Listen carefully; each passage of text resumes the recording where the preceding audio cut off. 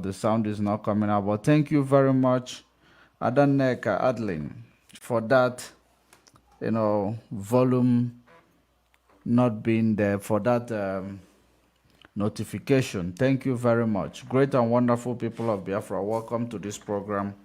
Very much. All right. While you are joining us, share the video, invite others to join. We are live, we are direct. Wherever you are watching from, are you watching from YouTube? Are you watching on Facebook? Share the video, invite others to join. Thank you very much, Adaneka.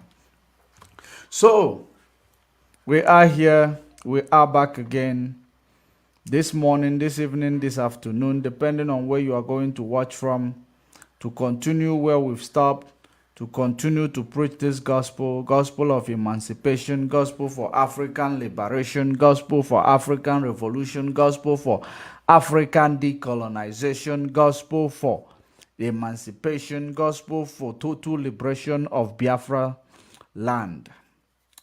And we are also speaking that mankind may listen. So share the video, invite others to go join. Great people of Africa, great people of Biafra, thank you for joining us.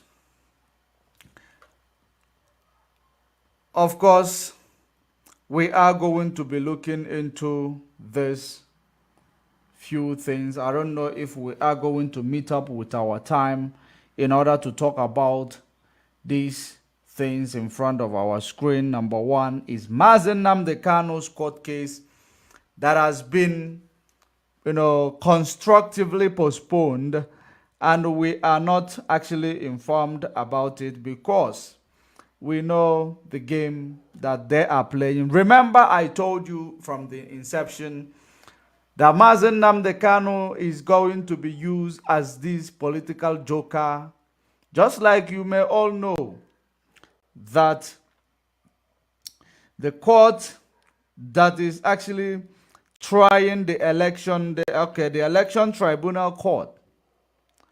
The result of the election tribunal court is what these people are actually, they want to play a joker between that result and Mazen Nnamdi Kanu's case. I said it before, and if you are actually looking at what they are doing right now, you will know that what they are doing is actually, they are deliberately doing it. I am going to read an article from IPOB Media Publicity Secretary. I am going to read that article, and of course, you know that constructively they have actually, shifted the case of Mazen Nnamdi Kanu, which is supposed to take place on the 14th of September. They have shifted it, and we will tell you how they did it without people actually knowing that it is done. So we are going to talk about it, and we are going to actually give these people a benefiting response, because this joker they are playing, we know it, and I said it, and it is the same thing that is actually, it is the same trajectory that it is still moving on. So on the other hand, we are talking about the refugees in the UK, how they are being treated, and the migration of the refugees in the UK. And now we are also going to talk about the indictment of Dangote. Although you people must have seen it or heard it from Mazen Nnamdi Kanu when he told you that, do you think somebody will become a billionaire and the richest man by selling rice and cement? It is actually part of it.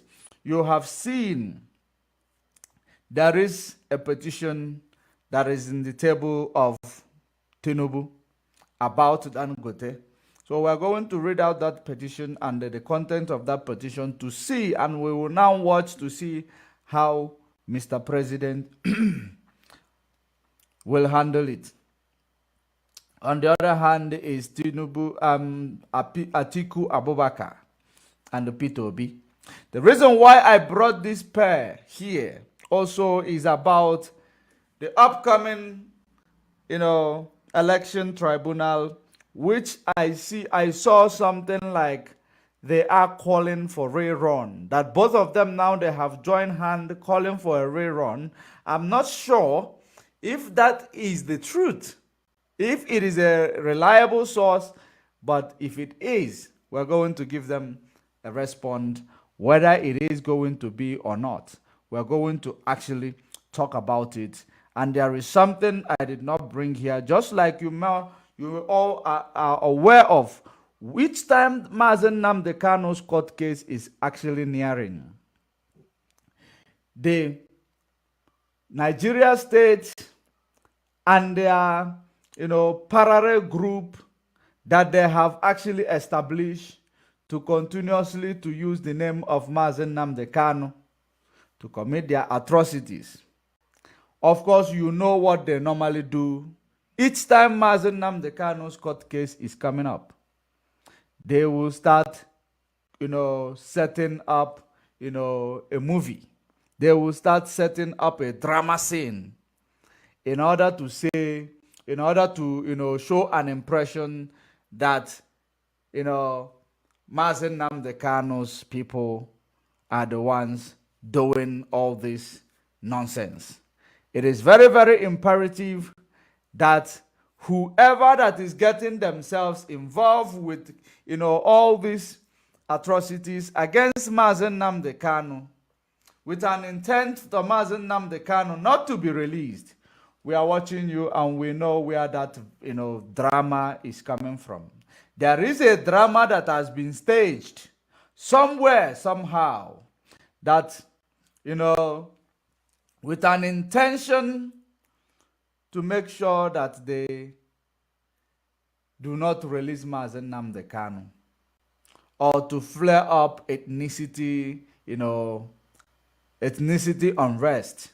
So, that intention that they have started planning from Asaredo Kubo to the Ekperima in Finland, both of them, we know what their intentions are.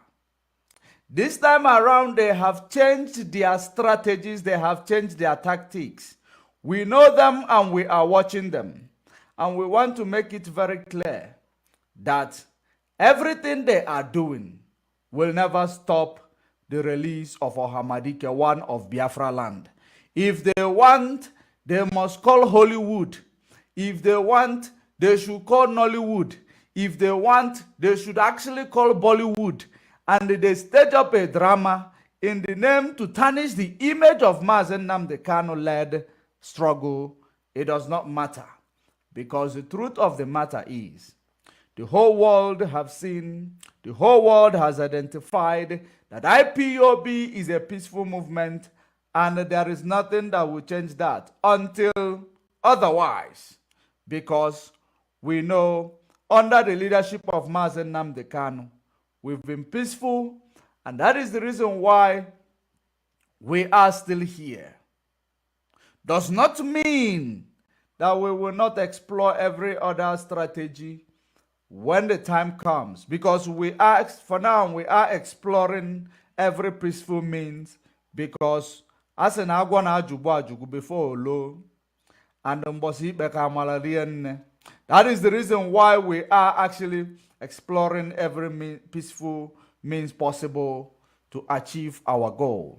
But those who are using our name, those who are using the name of Igbo people, those who are trying to flare up ethnicity situation, we are warning all of you. You are not Igbo people. You are not Biafrans. And you are not connected to what we are doing. Whoever that is using you, tell those people that your drama is actually, not professional. Very, very important. I thought I might actually, bring it up this way, because they have started staging up a drama. We are waiting for them to start releasing their drama. And I want you to understand the trajectories. Each time Mazen Nnamdi Kanu's court case is nearing, they start their drama. But we will deal with them. We will deal with them amicably. So, great and wonderful people of Biafra, great people of Africa, we are here once again to expose and analyze some of the things that are occurring. Of course, we know and we are still waiting for response of ECOWAS to Niger Republic, as Niger Republic have actually declared their stance that they are not going to relinquish power until 3 years. And of course, you know that there is a serious revolution that is ongoing in Africa, and we know very well that it all started in a West African region. And of course, while we are talking about Niger Republic, we should not forget the struggle also that is going on in Senegal. We should not also forget the struggle going on in Senegal. It is actually coming out slowly. Slowly but surely, our people are going to actually emancipate themselves. It is these people that will do it themselves. Nobody is going to do it for you wherever you are. For us to be free from these activities of this colonial rule, it is the people that are going to do it by themselves. Do not expect the stooge that you have placed in the position of leadership to do it for you. They will never do it for you. It is you that will do it for yourself. And those who have started doing it for themselves, kudos to them. And they have our support. Those who are actually still planning to do it for themselves, kudos to them. They have our support, because it is very, very important that, we realize that every day is for the thief. One day is for the owner. There is a video, a movie that I saw that is making round on the social media today on Facebook. That movie analyzed exactly the status of black people all over the world when they are next to a white person. That movie says, tells a lot. And those type of movies are the movies we need to start abolishing. The type of movies we need to start abolishing, not to actually infect our children for them to believe that they are inferior, that a white man is superior. Those type of movies, and I hope, I wish I could play that movie, but the copyright of those movies, it is something that I am going to use, use a podcast in order to present it.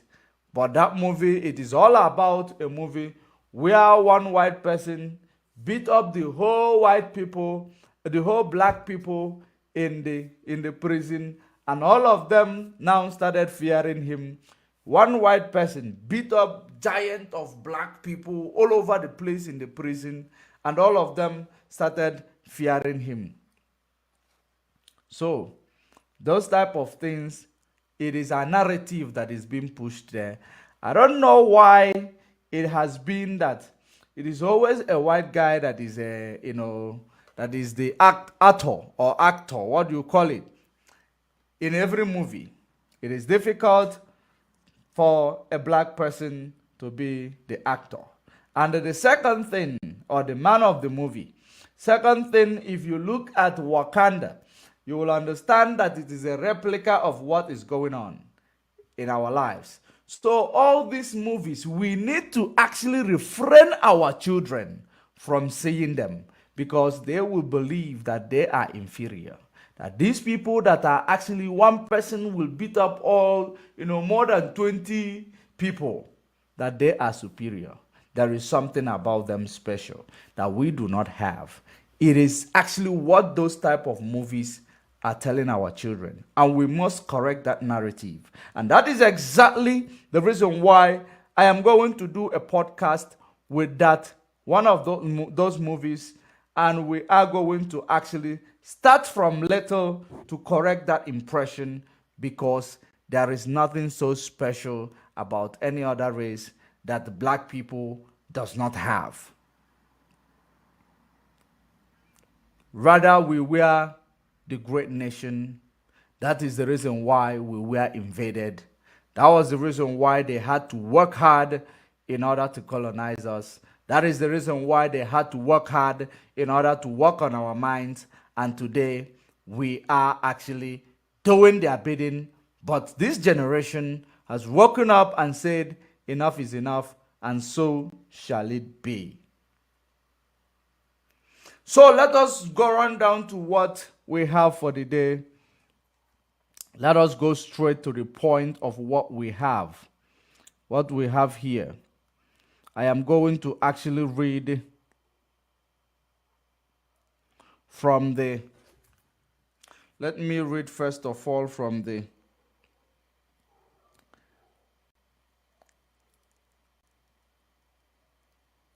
press release, so that we can understand exactly the joker that they are using Mazen Nnamdi Kanu to play. Listen attentively. Supreme Court of Nigeria using the instrumentality of adjournment to subvert the cause of justice. With the global movement, with the global family and movement of the indigenous people of Biafra, ably led by the great and the indefatigable liberator Mazen Nnamdi Kanu, condemned the continuous adjournment of our leader's case by the Supreme Court of Nigeria in their effort for our leader to remain in the DSS solitary confinement in Abuja. It is with greatest disappointment and bewilderment that we receive from our leaders-led council, Prof. Mike Ozokome, San, the shocking news of the cancellation of the date earlier scheduled for the hearing of our leaders' appeal before the Supreme Court. The afterthought and the flimsy reason being that the 14th of September, which is initially scheduled date that Mazen Nnamdi Kanu is supposed to, the case of Mazen Nnamdi Kanu, not Mazen Nnamdi Kanu. Remember that Mazen Nnamdi Kanu does not have any other case to answer. He is detained arbitrarily. It's just that Malami used his position as an Attorney General of Nigeria during that time when this case was actually presented. When the verdict was issued, he used his position. He actually abused his position in order to order for stay of execution, which does not make sense at all. That is the reason why the stay of execution, they actually scheduled on the 14th of September 2023, which is next month, which is less than 3 weeks now that the court sitting is supposed to take place. They are now coming with stories that the day it might not take place. And they are actually doing these things constructively. Now we are going to continue reading. Attorney General. When I told you, this is the same man that we've been talking about in the past week, who used his position to detain Mazen Nnamdi Kanu in arbitrary detention. And he is confined in a solitary confinement. The court of a competent jurisdiction discharged and quashed all the charges they have laid against Mazen Nnamdi Kanu. They decided to say, no, we are actually ordering the stay of execution, which does not make sense. When the court said that there is no court that has the jurisdiction to try this matter, he placed the stay of execution so that Mazen Nnamdi Kanu will be continuously held in a solitary confinement while they continue playing their joker. Let's continue reading. The afterthought and the flimsy reason being that the 14th of September 2023, earlier scheduled for the hearing of the case has caught up with the Supreme Court annual vacation. Did you hear that? Supreme Court annual vacation. Unprofessionalism. This is where you see the unprofessionalism of these people who were assigned by the impostor in Asorok and the corrupted Malami, who is answering various corruption cases.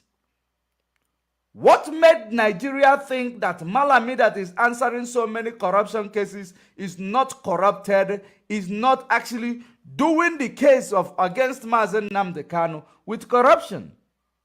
The state of execution, who is going to now come to challenge us that this case was not placed on arbitrarily? When the people who actually, ordered the state of execution, they are most corrupted individuals in Nigeria. And I am not actually being prejudiced against them. The datas are there. The datas of their corruption charges are there. The one you call Buhari, the president emeritus of Nigeria, where is he today? The one who died in London and buried in a shallow grave in Saudi Arabia is the man who is trying, who actually, they use his body double. Britain knows about it. They orchestrated all that plan just to make sure that power still remain with the Fulani. But what is happening in Niger Republic today is as a result of what Britain, they have actually, set up for themselves. French should actually know that Britain, it is actually born of what Britain did that actually caused what is happening in Niger Republic today. But that is something that they will not, of course, whether they investigate it or not, it does not make sense. It does not make any difference. But let us continue to read. That they said that the 14th of September 2023, area scheduled for the hearing of the case has caught up with the Supreme Court's annual vacation. To say the least, this is the worst form of travesty of justice and violent destruction of the rule of law at its epic. Now, exactly, it is a travesty of justice. How can a learned judge of a Supreme Court, this is not customary court. It is not customary court. It is not Sharia court. This is not even criminal court. This is a Supreme Court. It is not even a high court. Supreme Court, higher court of Nigeria. A court that goes, after this court, you get the apex court. Okay, this is a Supreme Court, right? A Supreme Court. It is the apex court of the land. Supreme Court is supposed to be the apex court of the land. Is the one having this vacation. Having this vacation. But the case is going to be tried in appeal court. Which is after appeal court, you get Supreme Court. The appeal court issued a verdict. The Malami ordered a stay of execution. Ordering stay of execution simply means that there is no case against Mazen Nnamdi Kanu. But they just want to hold him there. In the name that they are going to now do investigation to find out the verdict, if it is authentic. To verify the verdict. So Mazen Nnamdi Kanu has no case. He will not even appear in court again. I hope we are aware of that. That's why he will not appear in court again. I believe Supreme Court is the apex court of the land. It's the one having their own vacation. Supreme Court. Or is it is having their own vacation. Which is now going to affect the appeal court that is supposed to be actually handling this matter.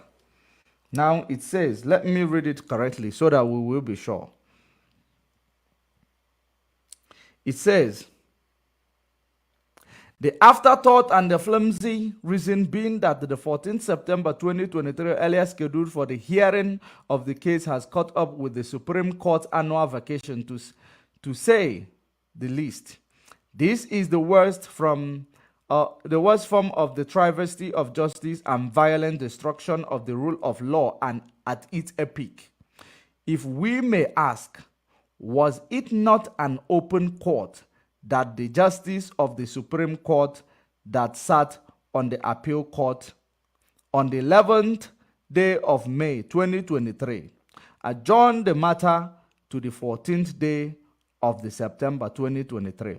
Now, does it mean that they did not check their calendar before any judge in any part of the world give a court, date, or adjourn a court to a particular date?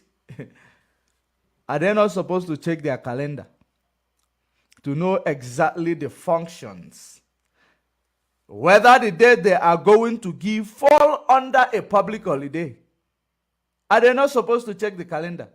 Now, they did not, they are acting as if they did not check the calendar to know that on the 14th of September, that there will be a vacation for Supreme Court. They did not check it. Only now that it is today's date is what? 21st of August. Which 21st of August, you have 9 days for this month to finish. Then you have another, which is now 3 days. 3 days and, 3 weeks. 3 weeks and some days.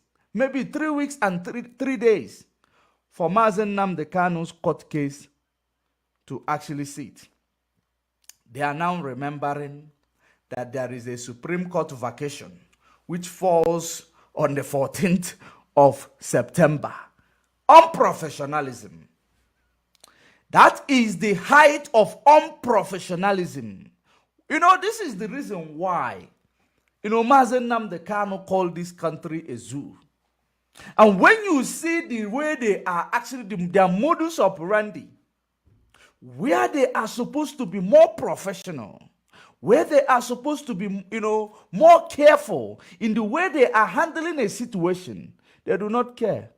If a nation will come and tell you that billions of naira was swallowed by a monkey, or snake swallowed billions of naira, what do you think that this country will not come and tell you? And you will buy them. Because it is a black nation that does not have law, and nobody can be called to account. For a court to give a date of a court sitting, and only to come and start bringing it as a rumor, and it is the vacation of the Supreme Court falls on this day. Therefore, we haven't yet seen the next date they are going to give. But this is the height of unprofessionalism that is taking place in Nigeria, which means this unprofessionalism is all over sectors of Nigeria. It is a shame. It is a shame. These are the people whom we are going to entrust our lives, and we continue to shout one Nigeria. If you believe that what I am saying is being prejudiced against Nigeria or anybody that is actually in the matter of Mazen Nnamdi Kanu, one day, it will happen to you. When a slave see another slave being tortured, and they are laughing at them, not knowing that one day it might come to them. That's what we are saying. When the justice system is actually working, it is going to work on behalf of ordinary people, because it is very, very important. The reason why the European created this type of government in the name of democracy, we know we are not practicing democracy in its original form in Africa, because democracy is a very, very expensive, system of governance. And under democracy, you must be 100% in charge of your resources, your economy, everything that is coming out of it, and more, before you will be able to have a sustainable democracy. If not, it is impossible, because now we are actually practicing a defaulted democracy. That is the reason why you have 3 arms of government under democratic dispensation. All of them are wobbly legs. They do not have any professionality in their own sectors. When you go to legislatures, they are sharing money, playing it out in the open, telling people, we have given you token, it is all in your bank account for you to enjoy your recess. You are enjoying your holiday just because you were newly actually selected into the position of legislators, and you now have a holiday to go with people's money, with people's hard-earned money, with people's lives. Unprofessionalism. And they have brought it into the parliament in front of the camera without knowing that the mic was on. Unprofessionalism. The same thing coming into the judiciary. Judiciary, if any other sector makes mistake, judiciary cannot make mistake, because it is about life and death of a person. It is about ruining the life of an individual. Judiciary is supposed to be the one that protects every life. Judiciary is supposed to be the one that make people not to make mistake. But judiciary is now making mistake. What is the faith of other people? Ordinary people on the ground. Executive, the corruption is in their corruption is no match for anything. The legislature, their corruption is actually, it is unthinkable. It is bizarre. It is the judiciary that we saw that gave people hope last year with the case of Mazen Nnamdi Kanu, which is the reason why Nigeria is still calm today after stealing Peter Obi's mandate. The reason why that made Nigerians, one Nigeria needs, under Peter Obi's movement to be calm today, because they believe that this judiciary that gave verdict on Mazen Nnamdi Kanu's case will give verdict on the election tribunal in favor of the winner of 2023 election. That is the reason why they remain calm. But now, does it mean that the same judiciary is now showing their true colors? Does it mean that there is a splitted characters, or will I say judiciary has a splitted personality? Okay, I have forgotten. My fault. Remember that after Mazen Nnamdi Kanu's verdict, those 3-man judges, they were ostracized. They were removed by the impostor in Asorok, which you voted for in 2017. The impostor that was in Asorok, you voted for him in 2017. I don't know, Nigeria. What is going to save Nigeria is what I do not know. Do you know why I'm saying this? I am digressing. Do you know that the military of Nigeria today, many of them are crying. Many of them are traumatized. Many of them are, they are, because of the ordeal that took place in Niger State. Because of the ordeal that took place in Niger State. Because some of these bodies were not even repatriated from the bush where they were killed. Are you aware of that? This is Nigeria that we are championing. The Nigeria that you are championing, rather. Nigeria, one Nigeria. It is our country, we have no order. That's your country that you have no order. It's sitting on a time bomb. It is sitting on a time bomb. In this ECOWAS region, Nigeria is the giant. Nigeria is the highest in number. Nigeria is the richest. Nigeria is everything. But in that ECOWAS region, Nigerians are waiting for manna to fall from heaven for them to be free. They are waiting for manna to fall from heaven for them to be free. They are waiting for all their children and their siblings to die in the hands of terrorists because they are under-equipped to fight terrorism. Because terrorism is well-orchestrated plan. That the colonial rules is actually knows about the orchestration of this plan. They will continue to kill these people you send out there because they are under-equipped. While the terrorist is well-equipped because they are protecting the interest of unknown people. It is a business, a very, very lucrative business. And it is taking place in Nigeria and they are not doing anything about it. They are not. How many of them were killed? Was it not 21? Plus the helicopter that crashed. So in this regard, you look at yourself, you look at the trajectory in which Nigeria is actually on, the pace of corruption in Nigeria. What do you tell yourself? In the last 64 years, what have you ever achieved as a Nigerian that will make you to be saying, I am proud of Nigeria and that this is the only country we have and we have no other? What exactly is going to now you are going to look at? Let us actually remove it from IPOB perspective or Nnamdi Kanu's perspective. Let's just remove it. Let's just shift it from Mazen Nnamdi Kanu's perspective or IPOB perspective. What is the reason why you will say to yourself, I am proud to be a Nigerian? What is that thing that drives you that you want to remain like a slave in the same country you called your own? What have you ever achieved? Did you ever achieve anything in the country you called your own, other than death, organ harvestation, bad news all over the place, police brutality, toppling on your human right?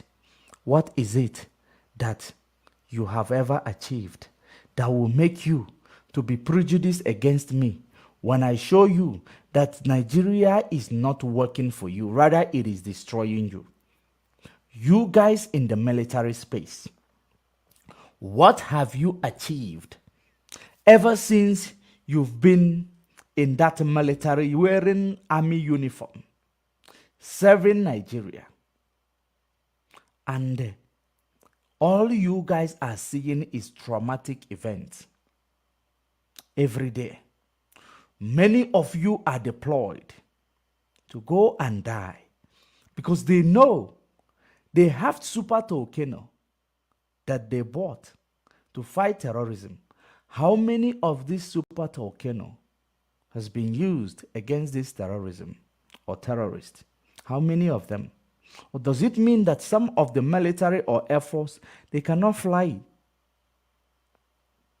Does it mean they cannot fly it? Does it mean that the terrorists declared a no-flight zone in those areas where they are actually occupying? And you look at yourself, you look at your age, you look at your family that you left to go and serve Nigeria. And you say to yourself, this country is worth dying for.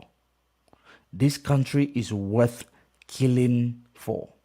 There is a story of a man whom was a warlord. This man fought many wars. I have forgotten which country this man came from. He fought many wars for his nation. He fought many wars. He is a man who have won many awards in leading a war and successfully. When it comes to his country, there was a time when there is a civil unrest taking place in his country because of a bad governance. Because of a bad governance, then people were now actually violently approaching where he was actually protecting. Do you know what he did? He dropped his gun. He dropped every weapon that he has. He ran away. Do you know why he ran away? He said he cannot spill the blood of his own people. He cannot. He ran away. It is not as if he will not, if he pull up his gun, he will shoot all of them. But he vowed not to spill the blood of his own people. He vowed to be a coward. When it comes to his own people, he ran away. Will you ever see such thing in Nigeria? The answer is no. It is in Nigeria that the military came at Lekki toll gate. When people were scattered like, uncountable, they opened fire. Without even thinking about what if my sibling is here? What if my relative is here? They opened fire. They killed as many as they could. They stole the body. They hid the body.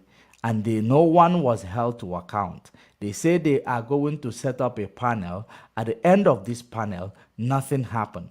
Sanwo-Olu declared that he is going to bury the body, do mass burial for 103 people. Recently, it was the body of those stolen from Lekki toll gate. Who was held to account? Nobody. The same way it is going to be happening to so many of you who are Nigerians. Ever since you are in Nigeria, have you ever accessed a good hospital for free? The answer is no. Especially those of you who are in the oil-producing state, which is the heartbeat of Nigeria. Have you ever went to school free of charge? University. Have you ever went to university free of charge because your parents is unemployed? The answer is no. Now you ask so many of your friends and families that are actually staying in other nations across. Some of them, they even have access to go to university for free because they are living in a free world. When you listen to some of you who are so ignorant, they will come to my comment section to tell me, I am speaking and causing trouble because I am staying in a free world. Which is actually, telling you that they are not in free world. They are not free. They are living like a prisoner. And they are proud of it. A human being can never be proud of their calamity or proud of the oppression that is done on them. But Nigerians are. A black people suffering and smiling. It is only in the black people. You will never see any other race suffering and smiling. But a black man, why would you suffer and smile? Are you smiling at your suffering or you are making mockery of yourself? You woke up in Nigeria, they told you monkeys, they stole billions of naira. You agree? You woke up in Nigeria, they told you snakes swallowed billions of naira. You agreed. Why do you think they will not wake up and tell you that nobody was killed in Lekki toll gate when you people were there? Even Instagram Live was recording. Why would you not agree? Because you are lame. You allowed these few gabals, these few individuals who call themselves the government, whom under democratic dispensation you are supposed to be the sovereignty of this country called Nigeria. If it is a country, you represent the sovereignty, not these people. These people, you hire them, you employ them to actually represent you in higher places, which if they are not representing you correctly, you have the right to remove them.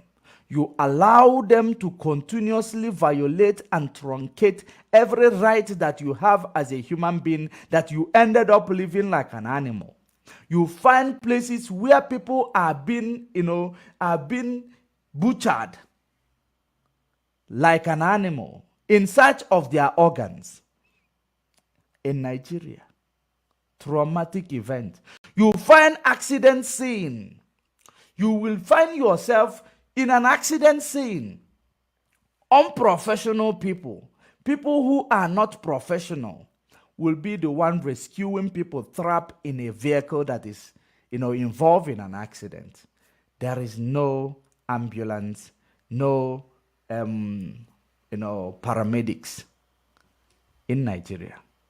But Nigeria will come and tell you that their military budget is bigger than the whole of ECOWAS because they want to go to war in Niger Republic. The military budget is bigger than ECOWAS. They are warmongers, but they cannot buy ambulance and put on the bad road. The graveyard, well-orchestrated graveyard trap they set in the name of roads that kill people on a daily basis. That it is ordinary people who will come there, including children, will be coming and be watching a dilapidated body. Children in a crime scene, in an accident scene, watching a dilapidated body. Imagine the trauma those children will go through because they might not discuss it because their parents is going to shut them up and tell them to be brave. I remember when it used to happen to me. They will tell you to be brave. You are a man. You are the man. It has a negative impact in your brain. But we don't think about this.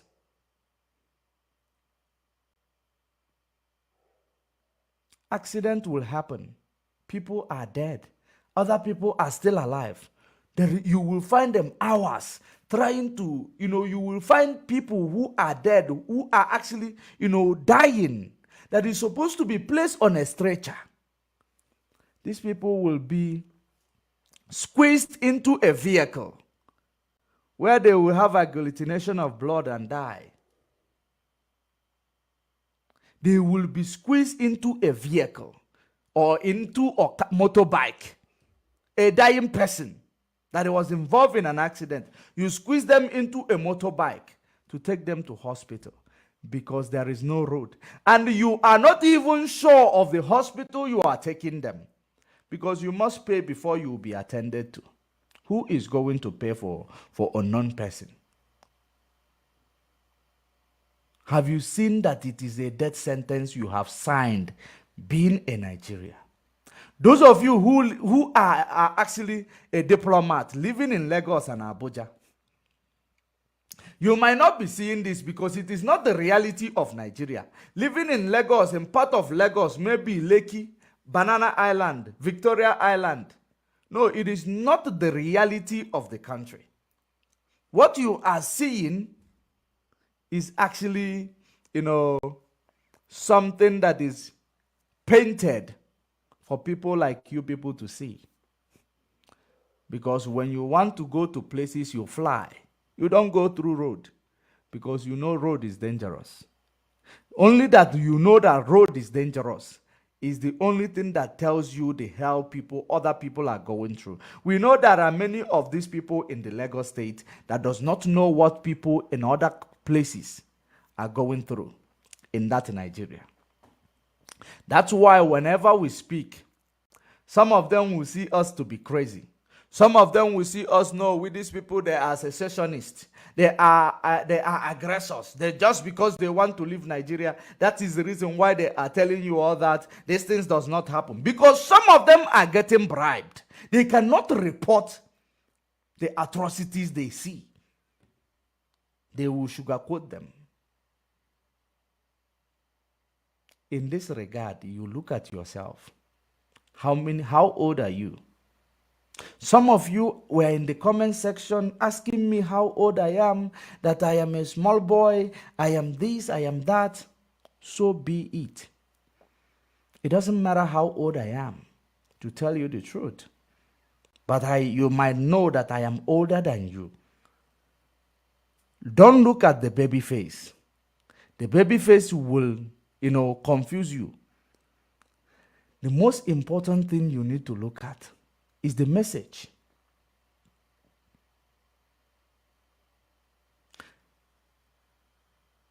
I know that so many of you who ask such questions are they are the true, they are the true image of, or the true product of Nigeria. Ignorance. Their ignorance is actually, the ignorance of Nigeria. It is immeasurable. That's why when they come to you, the first thing they will look at, what is he wearing? How is he dressed? Is he a small boy? Or is he a big boy? What does he do for a living? Is he a big boy? Is he a dude? Instead of grasping the message, you are looking at the color of my skin. You are looking at the settings of my teeth. You are looking the type of glasses I am wearing, because you live in a zoo.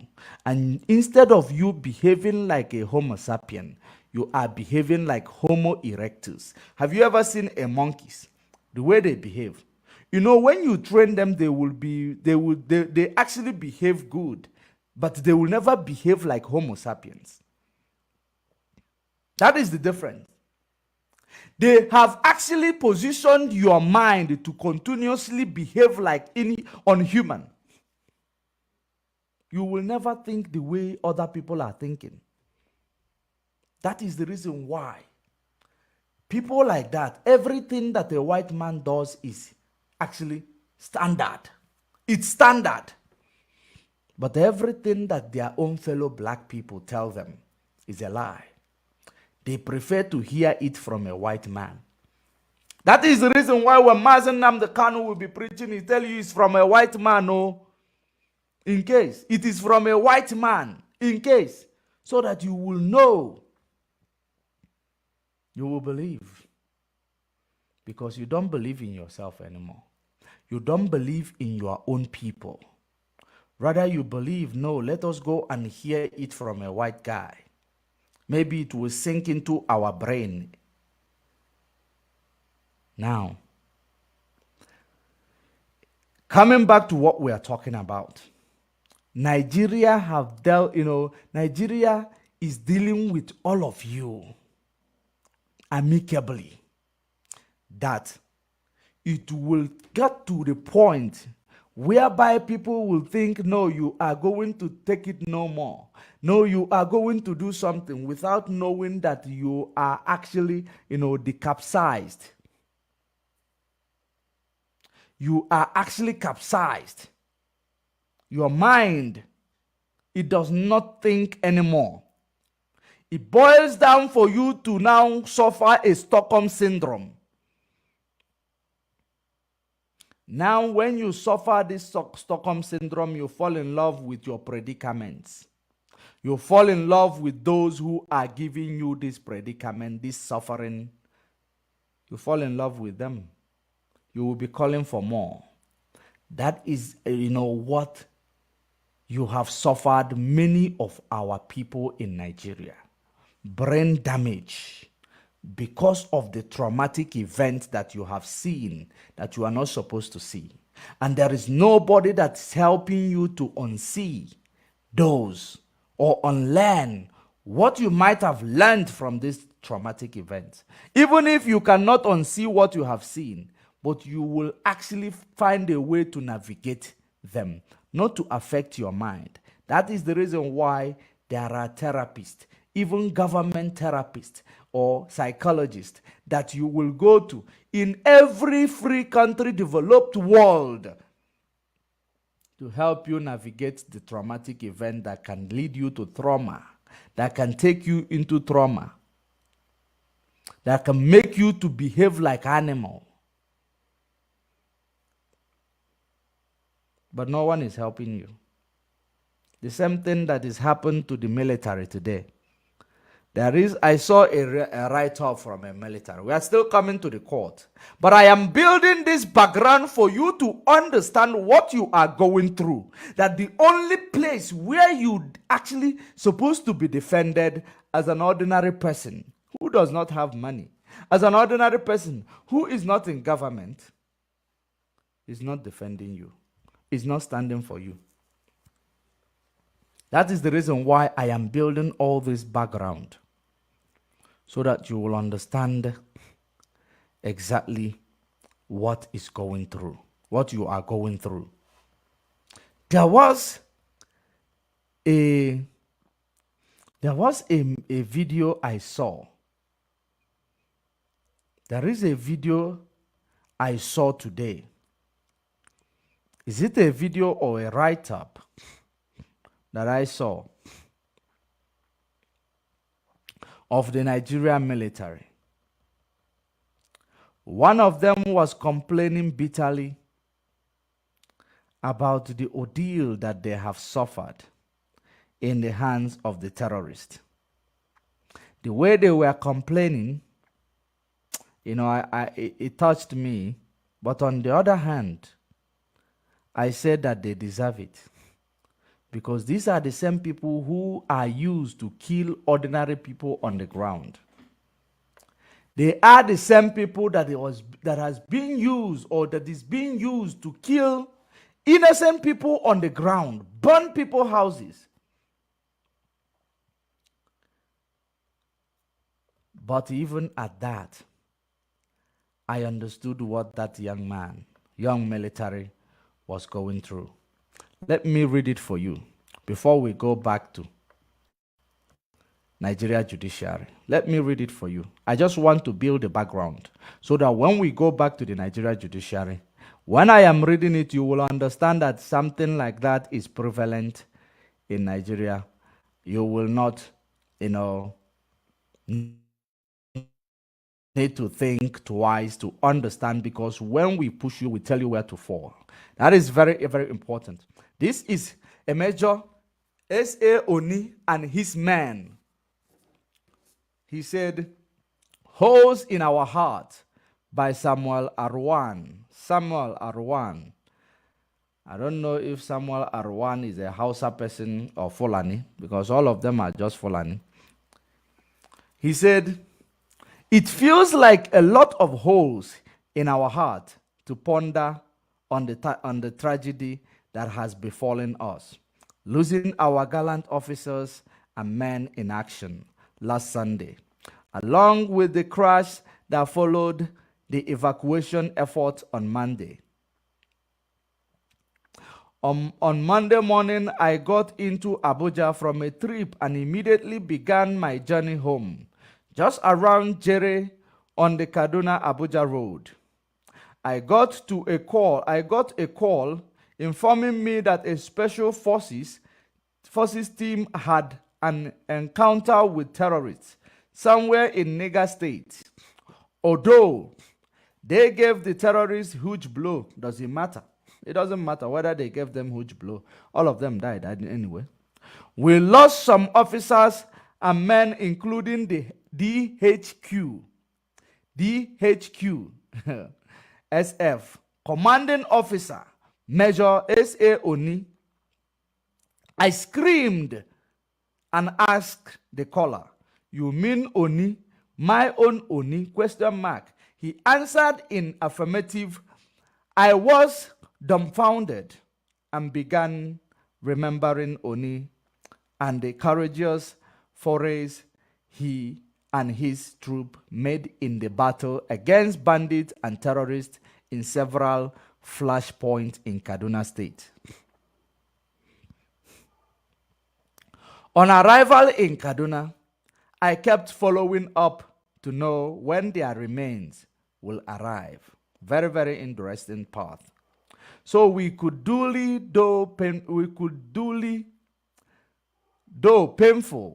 painfully pay our respect by receiving these heroes who had given their lives defending Nigeria's sovereignty. The way to become an unending one. the wait become an unending one, which means the bodies did not come yet. On getting to the Ministry of Internal Security and Home Affairs, I found the Permanent Secretary Abdullahi Sani, Director of Administration and Finance Abdul Munim or Mumin Ashafa, and Jonathan Bashago, a deputy director in meeting. Their mood switched to one of anguish when I broke the devastating news. They had all interacted with Oni at various times to attend to emergencies whenever I was out of reach. While I was there as commissioner and even after my exit from the garrison command, I went home and letter on information came through of a crash involving aircraft involved in the evacuation. This further deepened our already broken spirit and soiled our frayed heart with more pain. It is a double tragedy we are struggling to overcome, and a reality we are still grappling with.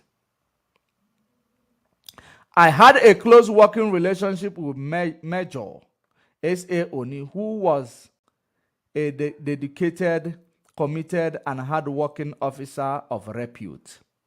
Oni was like a younger brother to me.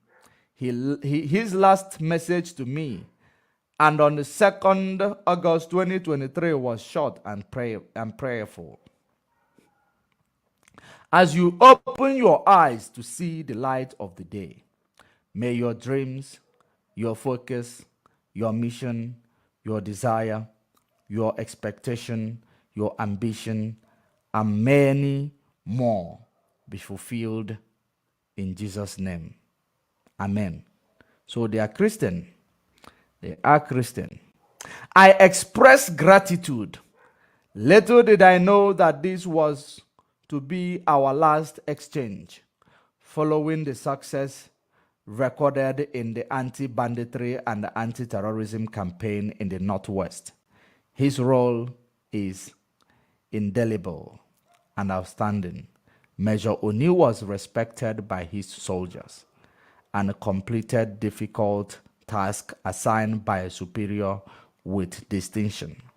He was a highly industrious infantry officer who had undergone further training in several spheres of special forces operation. He had certificates in special purpose counter-terrorism and Ranger from Belarus. From Belarus. Special Forces airborne training from Fort Bragg. U.S. Special Forces reconnaissance from Fort Skopje in South Africa. PI Commanders Battle from Brecon, UK, as well as humanitarian security and security management, contemporary intelligence gathering and information security, all from Switzerland. Wow. That means the man that he's talking about is actually a special force. And why is their special forces dying when they are preparing to go to battle in Niger Republic? They are preparing to go for war in Niger Republic. Why is their special forces dying?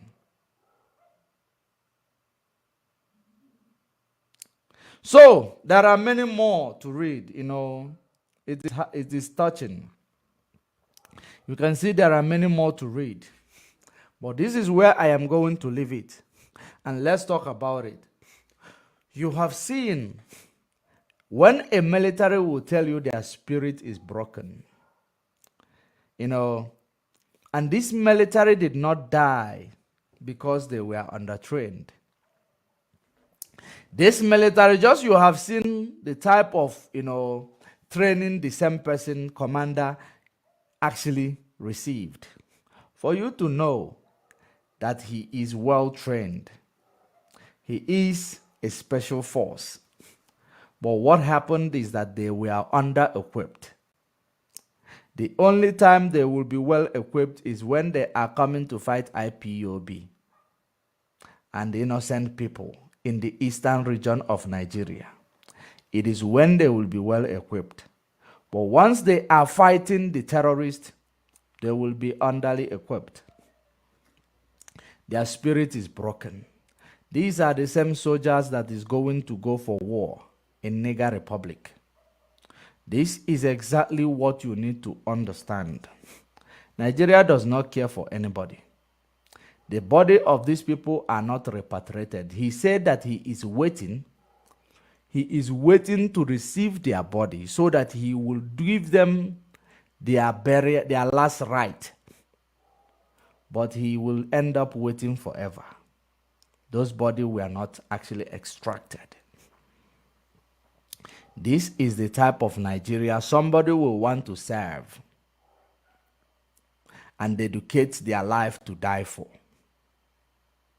In all these things you have seen, you are going through, you as a military soldier, you die.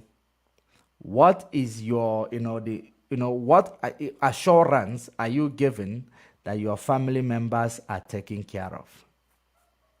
Why is it that, why do you have to die for a country like Nigeria? Why do you have to actually, have your beautiful wife and children left behind, make them a widow, make them, your children fatherless, just because you are fighting for a failed state that does not have regard for your life? Inasmuch as you guys are so brutal, military in Nigeria, they are the most brutal thing in the world. Nigerian military, against the civilians, not against criminals or bandits. But when it comes to civilians, you guys are the most brutal, most wicked. But you don't deserve the treatment you are getting.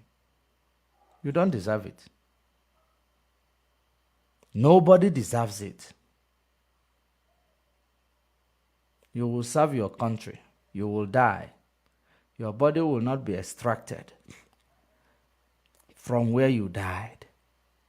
Your people will wait. Maybe they will end up waiting forever. These are the reason why. If it is a working country, do you know the place where you will get justice for all that your loved ones that are abandoned in Sambisa forest, abandoned in so many places because they died? It is in the court of law. So, court of law is the place where an ordinary person will go and challenge every authority that is actually toppling their human rights activities, that is actually oppressing them. It is in the court of law that you will go and at least get justice. Now, in a situation whereby that court of law is playing games, just to give you justice, they start playing games. Just like they are playing with Mazen Nnamdi Kanu's case. And so many of you, you're loving it because it is Mazen Nnamdi Kanu who speaks the truth. Who speaks the truth? Because he's Mazen Nnamdi Kanu, Igbo man, who speaks the truth to the people, who does not like intimidation of these people you selected into the position of power, or that selected themselves into the position of power against the ordinary people. Just because he's speaking the truth. He's speaking on your behalf. You hate him. If you hated Jesus Christ, for speaking the truth to you. If Jesus Christ had haters, because he was speaking the truth, who is Mazen Nnamdi Kanu? Who am I? One thing you should understand is that we do not learn from our mistakes. Rather, we repeat our mistakes. And that's what we call ignorant will take us to the grave. We repeat it. Anybody that is supporting what is happening to Mazen Nnamdi Kanu today, that person will never be free. Because their mind, they are already destroyed. Their mind will never, ever come alive again. Because they are or have made peace with injustice. They have made peace with intimidation. They have made peace with evil doing. And the evil that they do will come back to haunt them. Let me finish. Appeal court knew very well that there will be a vacation on that day, 14th of September. They fixed that date. And they did it, purposely, because that is what I called constructively. They did what they did so that people will think it is just an accident. People will think it is just a coincidence. It is not a coincidence. It is not. Because courts have their own calendar. They will check every holiday before they adjourn. They will check what is to come next. It is like court telling you that they fixed the date on Sunday without knowing that that day is Sunday.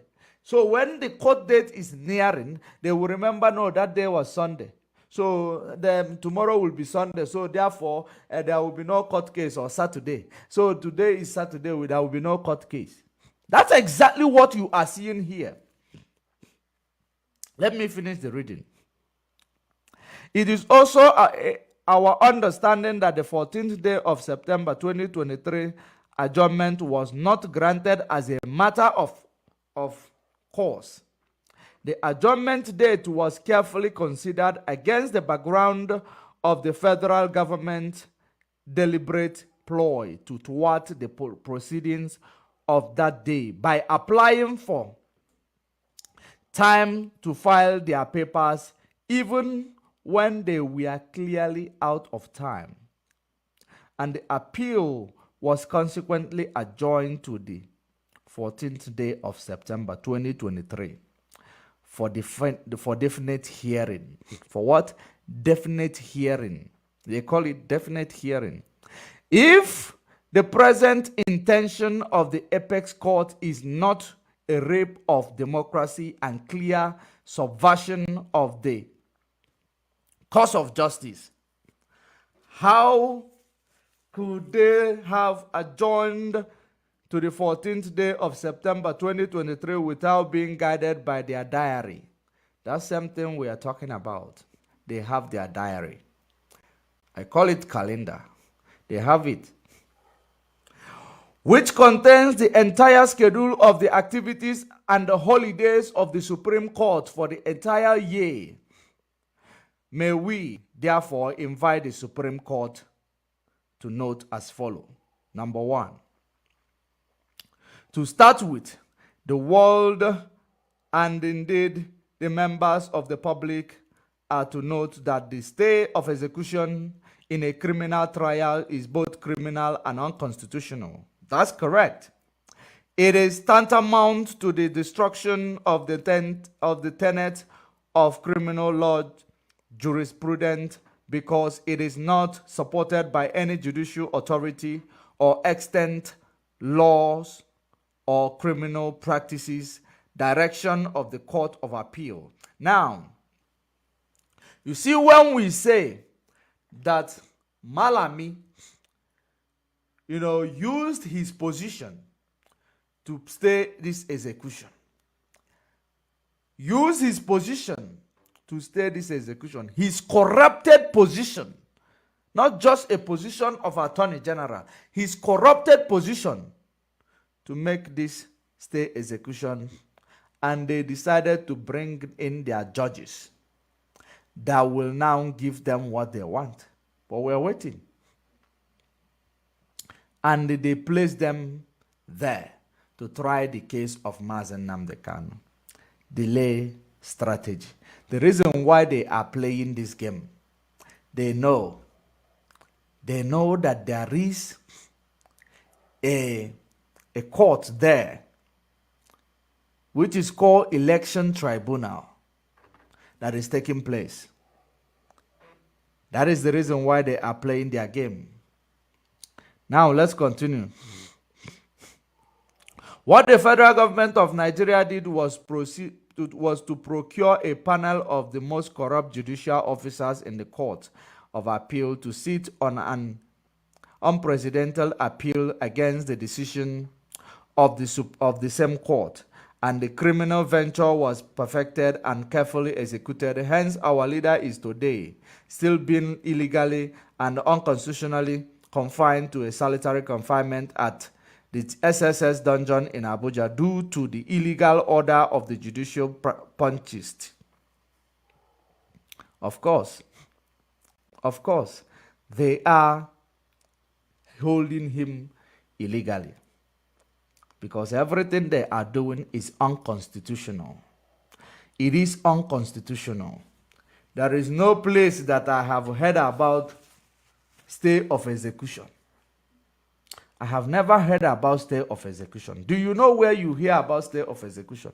Do you know the era where you will hear about this thing called stay of execution? Other than, hearing it, for the first time I'm hearing it from Nigeria court is this time of case of Mazen Nnamdi Kanu. Do you know why? The only time you will hear stay of execution when the colonial, rule, during the time of colonial rule, they are ploy to make sure that anybody that is fighting for independence or fighting for liberation of their people, they will deliberately place them in a solitary confinement while speaking all this type of grammar for you, telling you stay of execution. And then that is exactly what happened to the freedom fighter.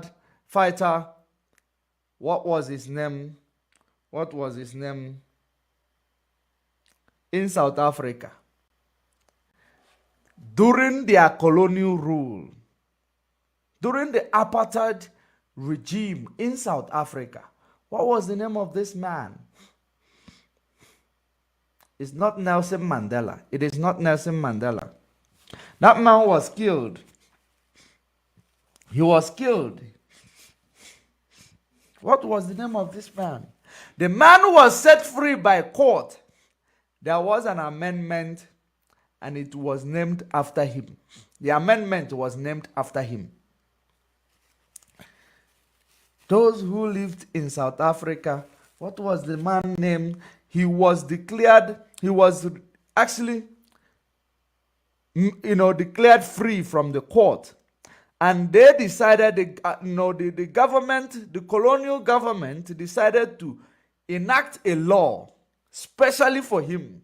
Just like you heard stay of execution, specially for Mazen Nnamdi Kanu.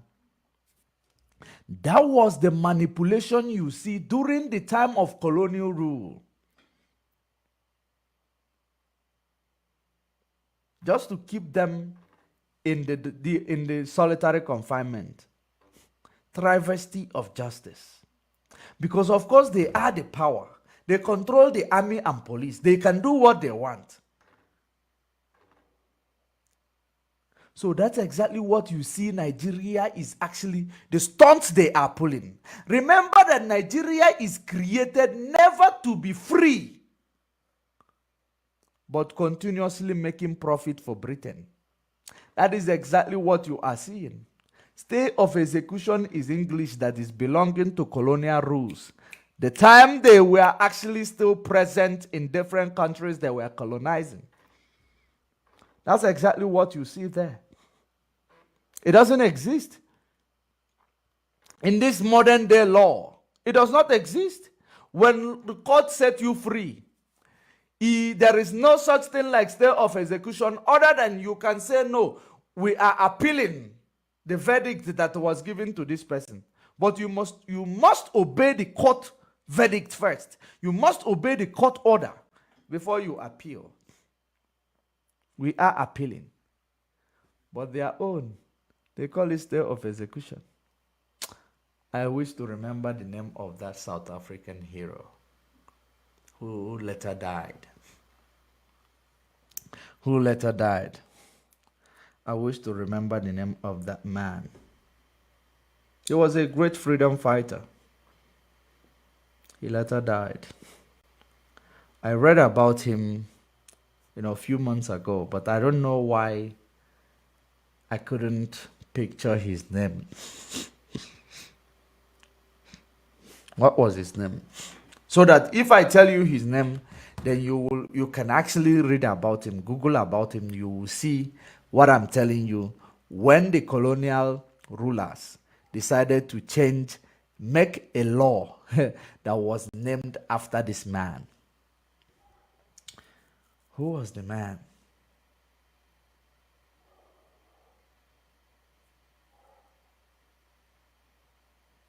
Who was the man?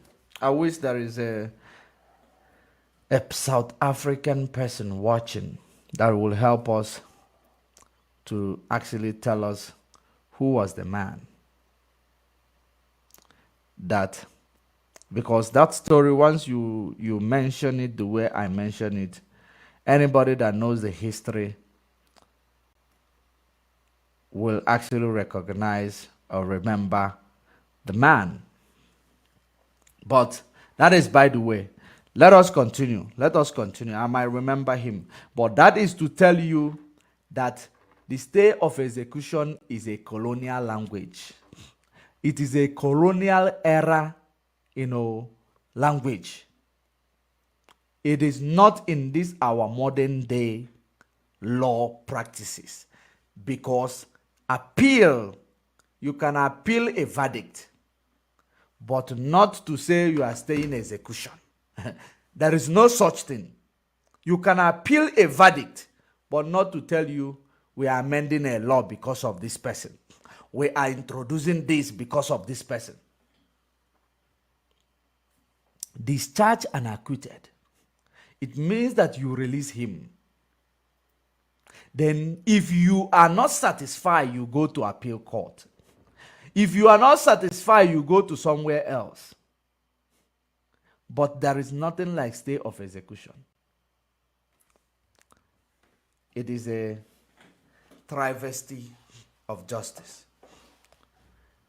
And it only took place because Attorney General, a corrupt individual, knows that Mazen Nnamdi Kanu release. He is so scared that Mazen Nnamdi Kanu release will remind the world about his corruption. That is the only reason why he used his position as Attorney General to order the stay of execution. Order the stay of execution. Which is, which doesn't exist in this modern day practice of law. Let's continue. Our leader has been in detention for 1 year since he was discharged by the Court of Appeal. Yet the government that appealed the decision discharging our leader is not interested in prosecuting the matter because they are aware that they will still lose at the Supreme Court. Number 5. It is highly unfortunate that an apex court operating within the ambit of constitutional democracy will support emasculation of their own laws just to spite one man and what he represents. Number 6, the cancellation of this date on the frivolous ground that the scheduled date is caught up with the apex court annual vacation is against the Supreme Court owns rule governing criminal trial that are subject to the accelerated hearing. It is to be observed that the unfolding event goes to demonstrate that the Supreme Court of Nigeria is not abiding with their own rules by constantly adjourning the case of our leader. We therefore call on responsible foreign government institutions and the international communities to immediately prevail on the Supreme Court of Nigeria to hear our leaders' appeal so that this case will be promptly determined. How can you justify in a law and fact that an innocent man who was discharged and acquitted by the Nigeria Court of Appeal since the 13th day of October 2022 and freed of any wrongdoing is still today being held in a solitary confinement without any order of court or law backing up the illegal and unconstitutional violation of his right? It is indeed a grave subversion of the cause of justice by the highest court in the land. In their clandestine convenience, in their clandestine connivance with the federal government of Nigeria. If the federal government of Nigeria is no longer interested in prosecuting their appeal, our leaders should be immediately released in line with the order of penultimate court made on the 13th of October 2022. Comrade Emma Powerful, Media and Publicity Secretary for IPOB. That is a good piece there. Very, very important piece there. Now, it is very, very important for you to understand that what the court is doing is using the Mazen Nnamdi Kanu as a joker. And this joker, it is not because Mazen Nnamdi Kanu is a threat to Nigeria or committed a crime against Nigeria, but it is because there is a corruption that is within the system of Nigeria. This big corruption that is within the system of Nigeria, somebody believes that Mazen Nnamdi Kanu in solitary confinement is going to help them continue this corruption. Number one. Number two, on the other hand, it is a double-edged sword that they use Mazen Nnamdi Kanu continuous detention to establish. In case if election tribunal rule against the incumbent government, they will use Mazen Nnamdi Kanu to, as a joker, maybe to keep the eastern Nigeria busy.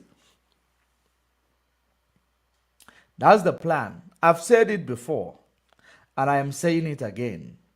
Because we follow the algorithm, the way they are doing things. We follow it. That's what they are doing. And that is the reason why you have seen, or maybe you will come across something that they are trying to do. The movie that they are trying to stage in the name they want to actually, try. It is Asare Dokubo's families and the Berima in Finland families. They are the ones orchestrating this movie with an intention to, to flare up ethnic unrest or ethnic violence. To flare up ethnic violence against, turning an ethnicity against another. And they will use the name of IPOB to end it. The reason being that, so that while, these things comes up, they will say, no, this is the reason why it will justify their illegal and unconstitutional stay of execution that they have actually implemented in the 21st century. We know what these people are doing. I want you, every time you see Mazen Nnamdi Kanu court case is coming up, you will start seeing people. Even people, you will see that these people, they don't even have Igbo accent in speaking broken. But they will force themselves to speak one or two Igbo in committing their crime. That is what they do every time that the court case is nearing. They will start doing it. So if they do it again this time around, whenever you see when they start planning, because we are following the algorithm, and we know that they will start orchestrating such plan. When you see it, you will understand. If not Asare Dokubo, it is a Berima in Finland. One of this pair. Because the plan is to keep Mazen Nnamdi Kanu continuously in a solitary confinement, so that they will continuously gain momentum. Because both of them knows that if Mazen Nnamdi Kanu is out, they are irrelevant. They become irrelevant. They know very well. It is not, I'm not trying to be prejudiced against them. That is the reality of life. So we are waiting to see the drama that they are going to act this time. Because I can perceive that they are setting up a drama. We know. While the court and the executive is planning their own. It is well, organized plan, organized syndicate, and organized crime they are committing against IPOB and Mazen Nnamdi Kanu. That is the reason why, in my own perspective, I am tired of actually tagging international organization. I am tired of tagging international organization. You know what happened? The people of Niger Republic, when they were treated like nobody, ordinary people in Niger Republic, when they were being treated like nobody, international organization, they were present there. US military, they were present there. French military, they were present there. Why? They didn't do anything until what the people decide to take power to their hand and end their suffering. And the only thing they had to do is that to make sure that the suffering continued, to make sure that the military, whoever that is trying to, secure their people and remove the Western excesses from their land or Western exploitation from their land, they will make sure that they place the country in a suffering mode from the sanction that your president has imposed on them. It is one of it to make so that people will at later stage say, no, the president that was removed is better than this one. Without you knowing, it is born of a sabotage. It is born of a sabotage. That is exactly what they are going to do. By sanctioning them, switching off their light, they know that they believe it is a black people. Very soon they will start murmuring. They don't have, they don't know how to, withstand suffering. After you might have suffered for a while, you will get better. No, they don't know. They will say, no, these are black people. We use sanction to deal with them. We will make them to start now, That's exactly what they do. When Russia invaded Ukraine, they sanctioned Russia everywhere, but they could not sanction them from in their uranium. They were still getting uranium, but they sanctioned them in every other places. They didn't sanction their uranium. After blowing up the Nord Stream pipeline, they bump up the contract straight to Warri, from Warri to Europe through Niger Republic. They bump up the establishment of this pipeline from Warri in Biafra land to Europe. Have you seen the forces that is holding Biafra from going? And they decided to use Biafrans to secure their pipeline. Because they know Biafrans will not want to fight Biafrans. They decided to use them to secure their pipeline. These people, the forces they are using to fight us, it is very, very big. But we will defeat all of them. We will. because having seen the formation we are actually using, we will defeat all of them. And, you know, if you don't plan well, you plan to fail. And that is exactly what we are doing. It is very, very important for our people to understand that the enemy will shoot from every angle. They will blackmail you from every angle. But the most important thing that we need to understand is that we remain focused and resolute. Keep our eyes on the ball.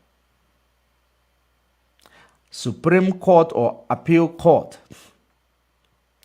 The joker you people are continuously playing. We understand it very well.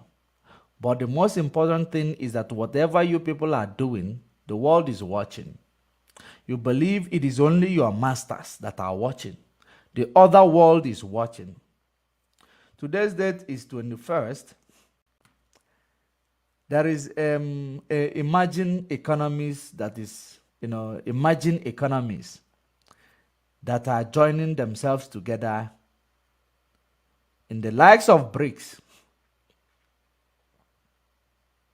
I know that Nigeria does not support such initiative. You know why they will not support it? Because they are Western stooges. They are Western stooge. South Africa is hosting Brics Summit. The Prime Minister of India, I believe, will be in South Africa already. In South Africa. This is not, they say that the hunger program.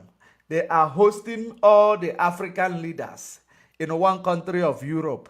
This is not the hunger program. The Prime Minister is going to South Africa of India. Great India is going to South Africa. Chinese president will touch base with Grand Zero of South Africa today or tomorrow. The foreign minister or maybe Minister of Foreign Affairs from Russia is going to be representing Russia. And the Brazil president is going to be there in South Africa. How many of them will come to Nigeria? How many of them will come once to Nigeria? In the situation of Nigeria corruption and Boko Haram, how many of these leaders will look at the situation and come to Nigeria? Have you now seen? They have hosted World Cup in South Africa. They have hosted World Cup in South Africa. But Nigeria is there answering Giant of Africa for mouth. Giant of Africa, no. Giant of Africa does not have ambulance to cater for accident scenes. They don't have paramedics to cater for accident scene. Tomorrow they will come and tell you that it is people from South Africa that is orchestrating the war in Niger Republic. People are being free. If you are, if you have the mind, if you are actually having foresight or having initiative that can enable you to grow, you're supposed to envy what South Africa is doing. South Africa is a nation in Africa whom they got their independence how many years ago? They got their independence how many years ago? Was it 1994, 1995? Which is about 28, 27 years ago. Right? Nigeria is 64 years old. Hi, God. But South Africa, they have hosted World Cup. They are hosting, great leaders of the world. This is not the one they invite all of you to go there and salute them with two hands. This is inviting them to their country to host the initiative of BRIC called BRIC Summit. it is a congratulation to that country. They are a great country in Africa. You know, they are the most industrialized country in Africa. They are. And they are a working democracy in Africa. They are. Zimbabwe is going to their poll. They're going to go for election, right? They're going to election. Even though, some of the Zimbabweans, they have lost hope because they will always say, you know the result. You know the result. Museveni is looking for a loan to tackle economic challenges in Uganda. In Uganda. And I know that governments like that, they are friends of BRICS. Saudi Arabia, I believe, is going to South Africa also. Saudi Arabia is going to South Africa. Iran also has applied to join BRICS. Even Pakistan, they have applied to join BRICS. Do you know that? Pakistan, they have applied to join BRICS. Many African countries, Egypt is on the queue to join BRICS. Egypt, many of them. Nigeria will never see such thing. You know why? They are jealous. They will be jealous. They will be saying, how can we support South Africa? This something like that. Because they will never go towards the direction that will enable Nigeria to grow. Because Nigeria is not created for growth. Nigeria is never created to favor the people who are dwelling in it. Senegal is also now, there is a lot of, struggle in Senegal. A lot of struggle in Senegal.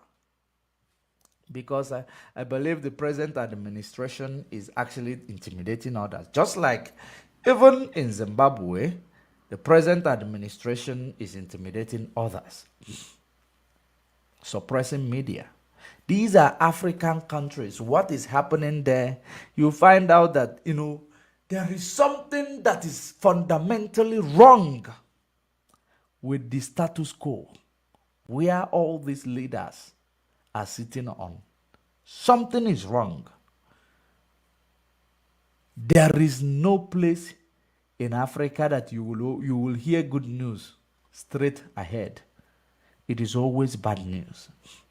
But we support the initiative. We support the route that South Africa is running on.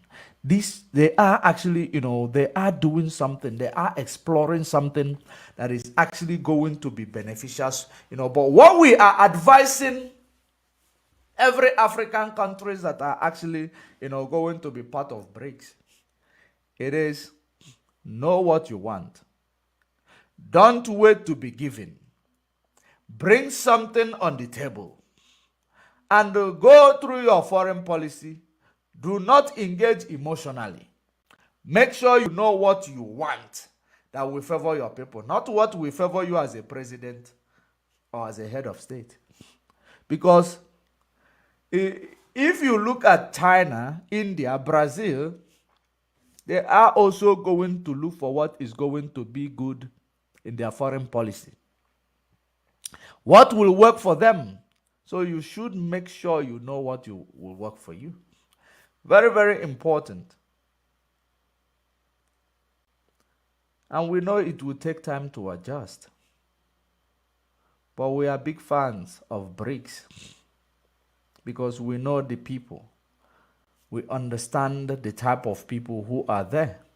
They're anti-imperialism. They're anti-unipolar, system. They are championing multipolar system. Power dissemination. Not, not, power, one person holding the whole power and controlling people. When you don't agree with them, when they actually cause a war somewhere, they force you to align with them, or you not align with them. We know that in this war of Russia and Ukraine, we know Nigeria is aligning with Ukraine. That is the reason why President of Ukraine wrote a letter before Tinubu would even go into the position of power, inviting him to come.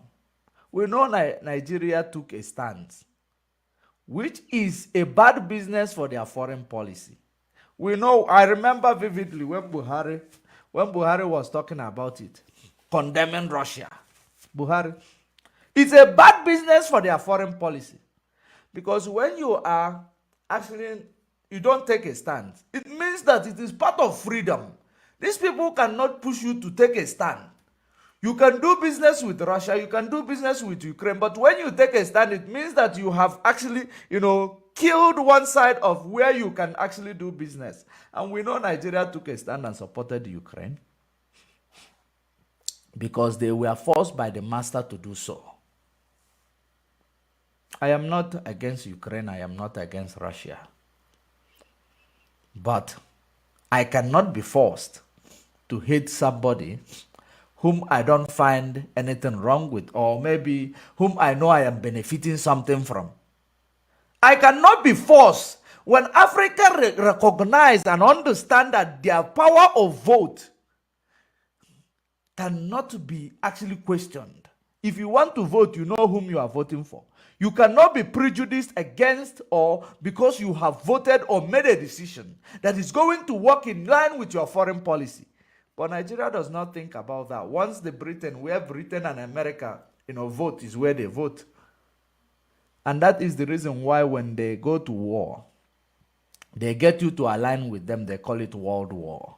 It affects everybody. It will affect everybody.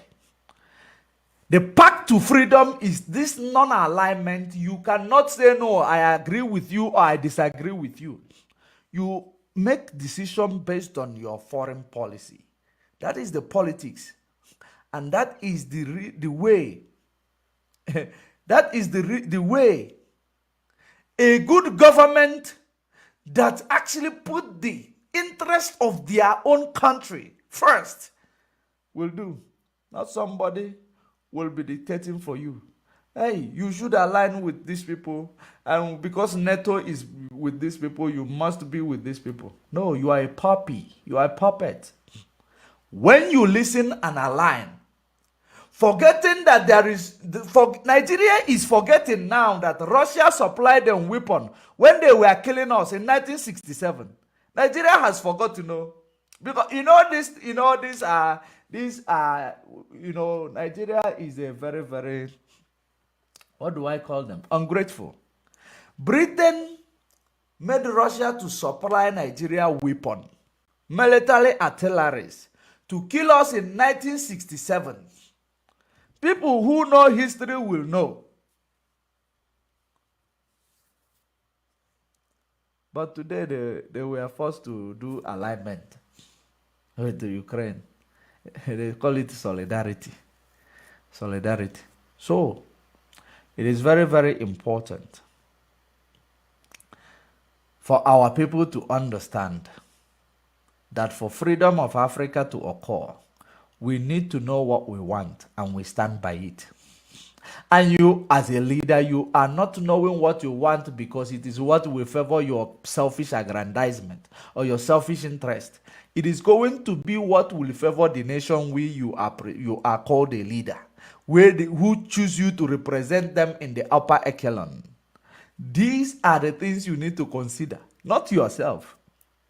Because the reason why that our leaders are failing, especially the leaders in Nigeria, it is because they put their own interest first, their selfish interest, which is how Britain has positioned them to continue to be.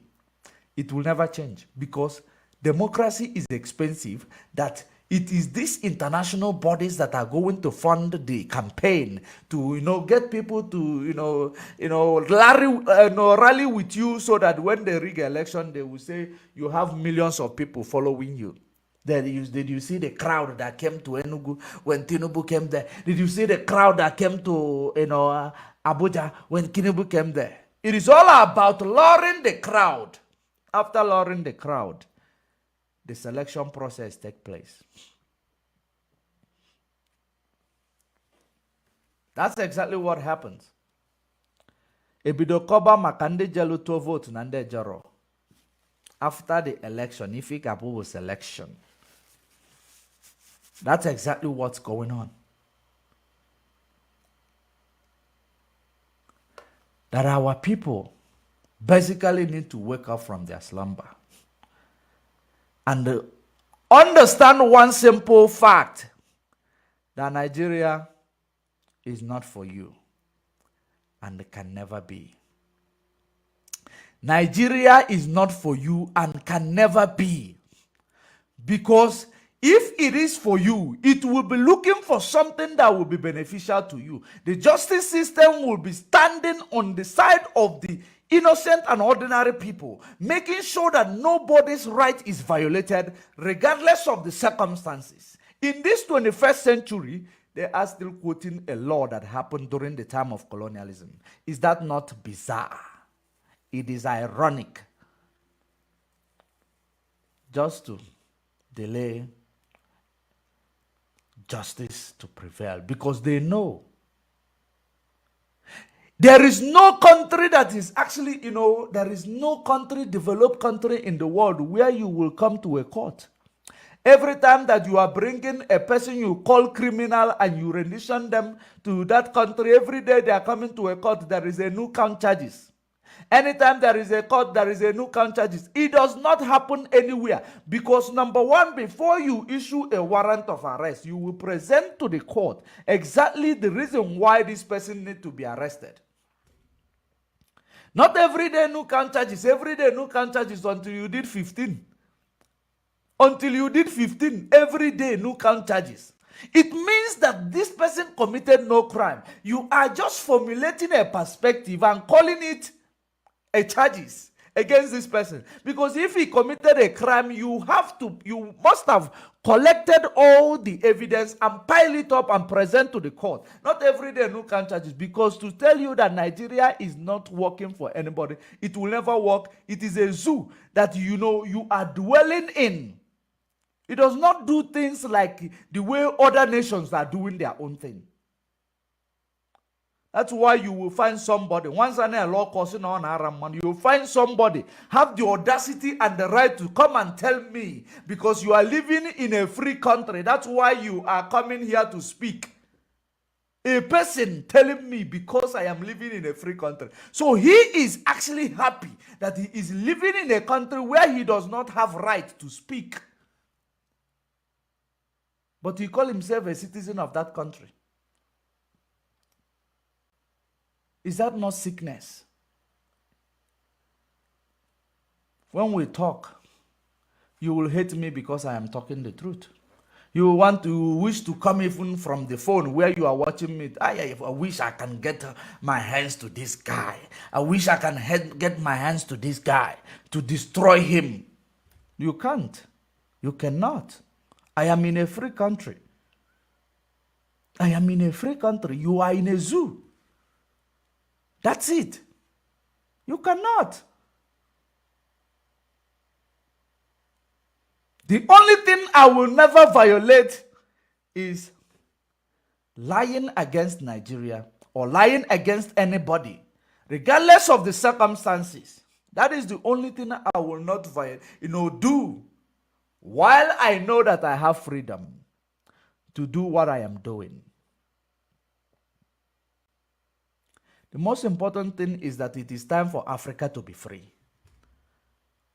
And if you are a stumbling block to the freedom of this this generation of Africa, maybe they will use you as a stepping ladder to climb to their freedom.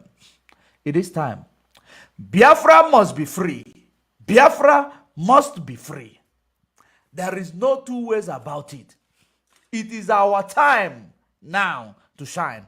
Not the time of these, ancestors who they place in the position of leadership, which are using football age to rule us. Go to Cameroon, the beer, old man. The beer, Paul the beer. Old man who is ruling you from France.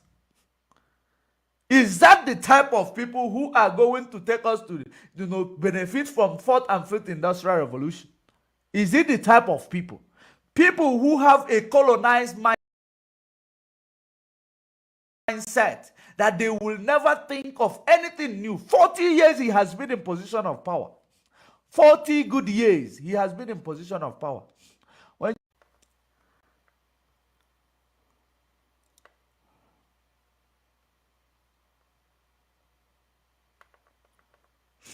When you look at Cameroon today, is it developed?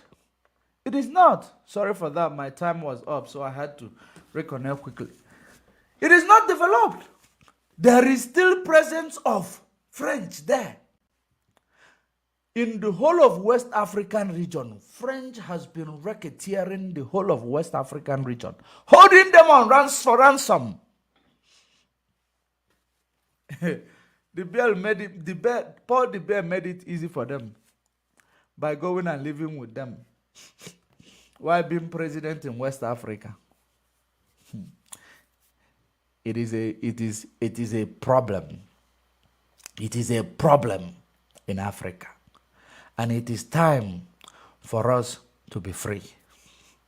It is now or never. If we don't water this ground for people that are coming after us, because this is the reason why I tell you that there is no way somebody will wake up to tell you, no, it is no longer time to talk, it is time to action. This time we are, it is the most important time for us to continuously speak.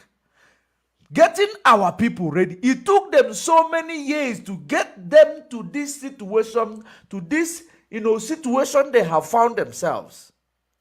It took them years to destroy the minds of our people. It will take us years to repair the mind of our people. We are going through a self-reparation process. Self-reparation process. We are going to force these people who actually destroyed us to do the reparation economically.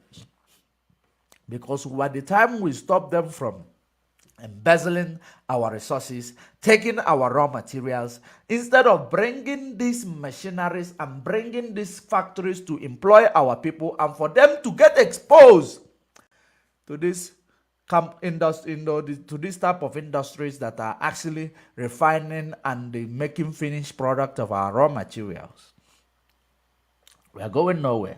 So we will repair, we are doing self-reparation in order to get ready for the new phase. We can never stop talking.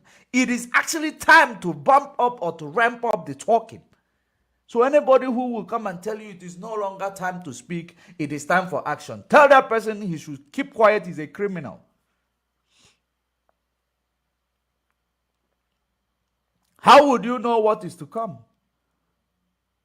Because when we talk, we are actually exposing things that you need to know. While we are exposing these things that you need to know, you know what it does to you?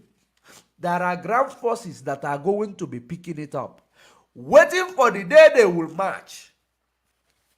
If we do not expose it, if we are not able to get it right, get them ready, how will they know how to start, where to start? It is actually getting them ready to know what they are going through.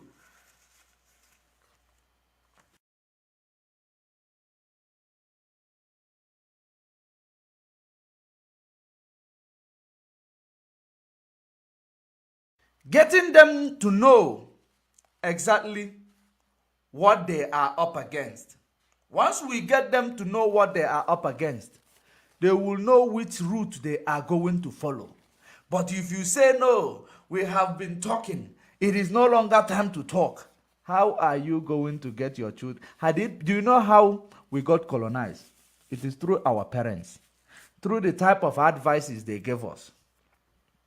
That's how we got colonized. Through our parents.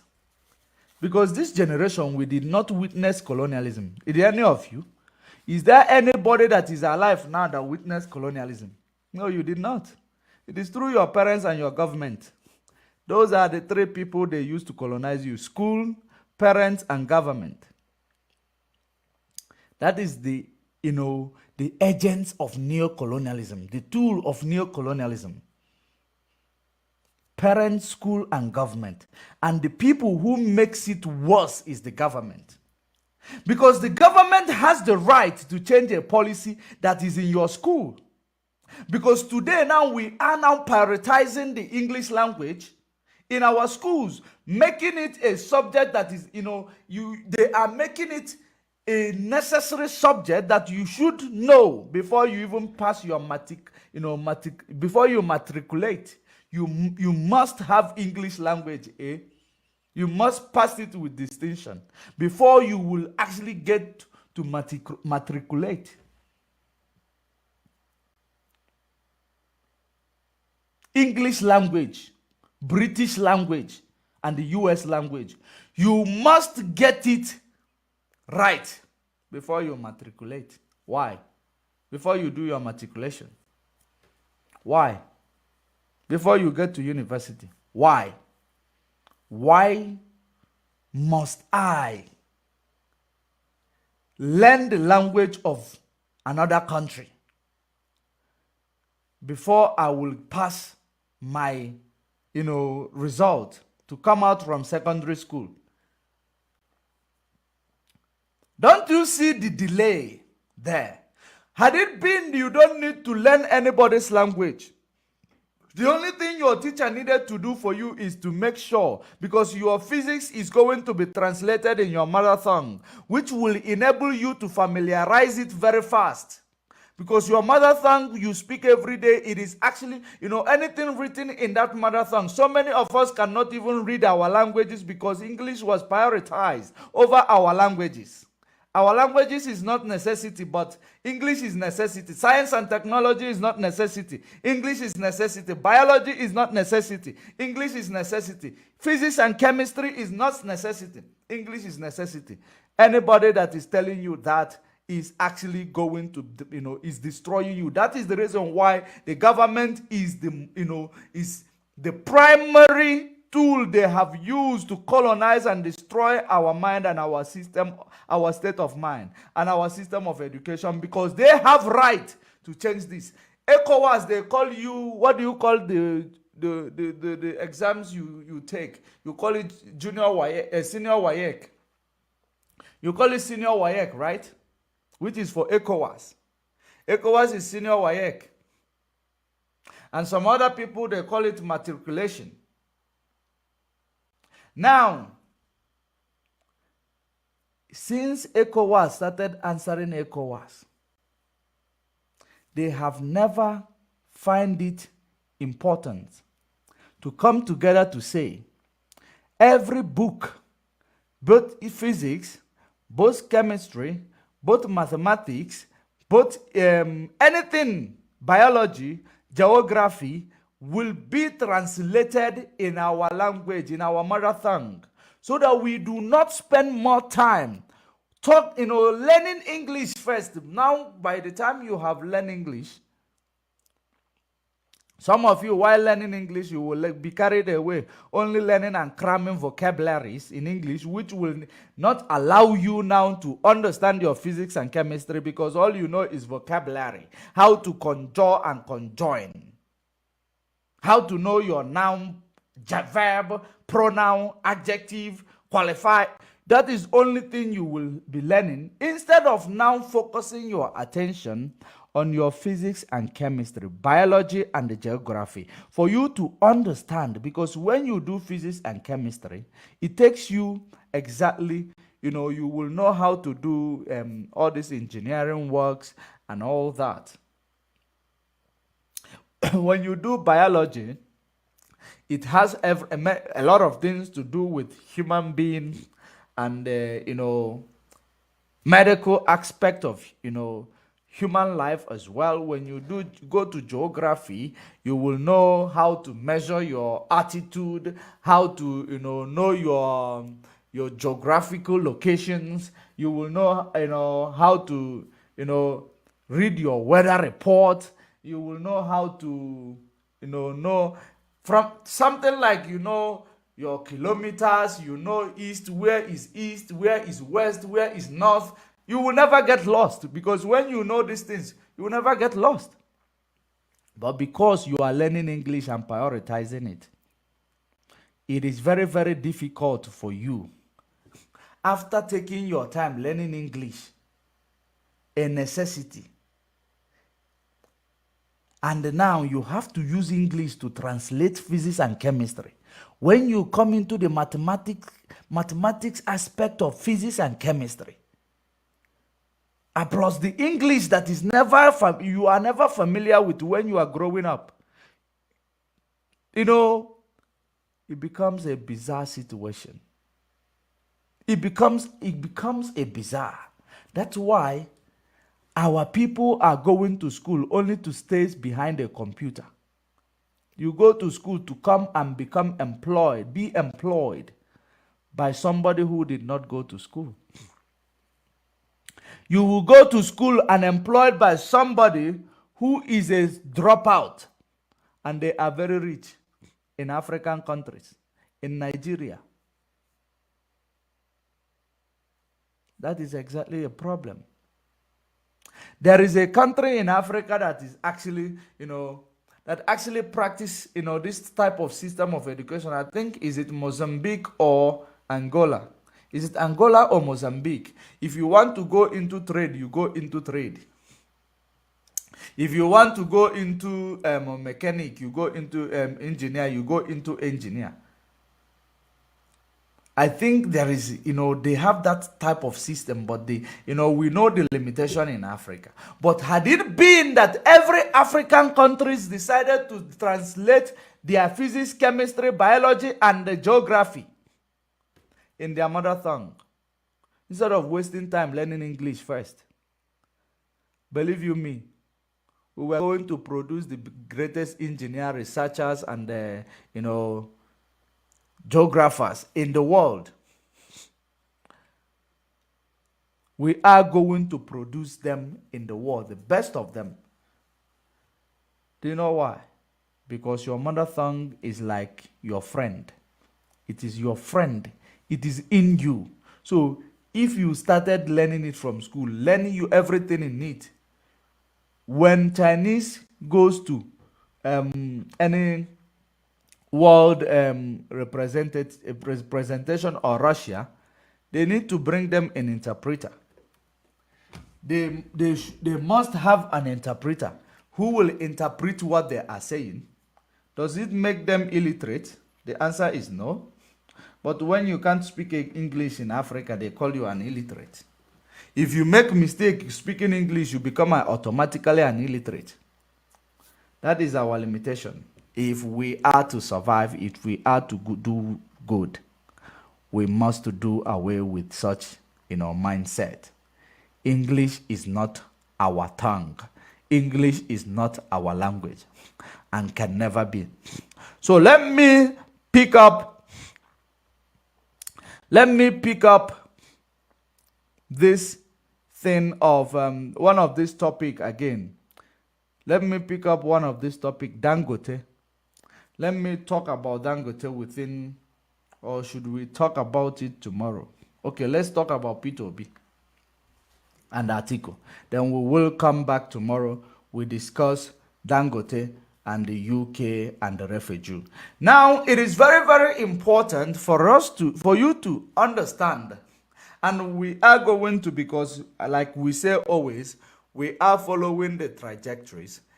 P2B and Atiku, I saw a place where it says they are now, merging themselves to call for a rerun.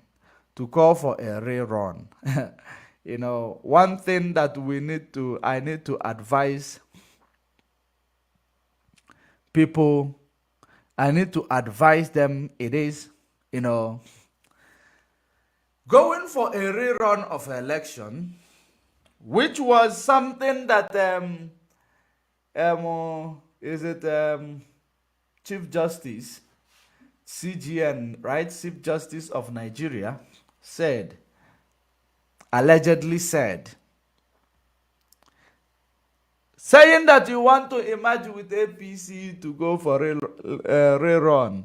You know, I don't know whether that information, that where I read it, it is authentic. That is the reason why I did not bring it.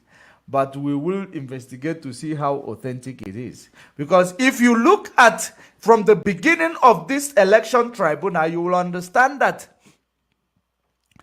Peter Obi, Atiku Abubakar was praying for a rerun because he knew he did not win. Peter Obi was fighting for mandate because he knew he won.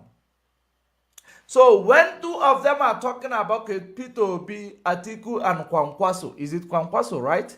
Kwankwaso was the next presidential aspirant. Yeah, that they are merging to call for a rerun. Let me advise you, Peter Obi, whether you the court decide to say you are going for a rerun, whether you decide to say whatever they are doing, you go for a rerun, it will come back hunting you. I want you to tell Nigeria that you are wasting their time. That is what I want you to tell them, that you are wasting their time. There is no, if you go for a rerun now, if you people manage to remove Tinubu, Atiku Abubakar will be the next one. Believe you me.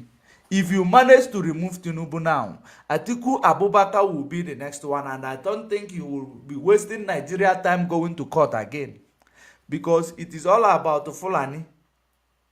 Tinubu is the one. The reason why they gave it to him was because they have a lot on him. They know that if they want to remove him today, they will remove him. That is the reason why they gave it to him. They will control him from the upper echelon. That is the reason why they gave it to him. So if you want to give this power, back to Fulani, it is better you leave it in the hands of Tinubu. I am telling you. If you want to give the power back to Fulani, they are already uniting with their Sokoto family, caliphate, Niger Republic family. And the only problem I have with that unification, it is unifying to control the rest of Nigeria, to declare Nigeria Islamic State. It is not that they are uniting to actually, have their own independence or freedom from this, colonial rule or power. That is the only problem I have. They are uniting to have a control and monopoly over the rest of the Nigeria state. So, whatever you are doing, if you decide to lure people and become emotional, our stance is very, very clear. It is Biafra that we want. Total restoration of Biafra. Liberation of our people, because we know anything that is under Nigeria or one Nigeria, it will never favor anybody that is domiciled in it or that is coming out of it. It is created to make profit for Britain.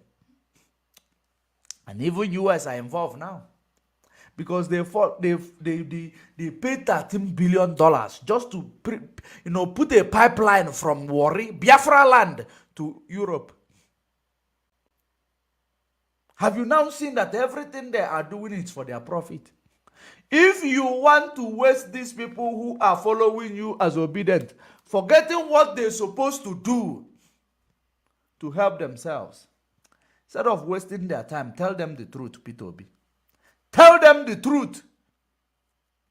If you go to polling unit again, they will rig that election again and again.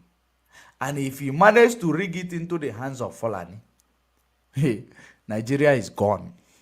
It is gone. Whether you like it or not.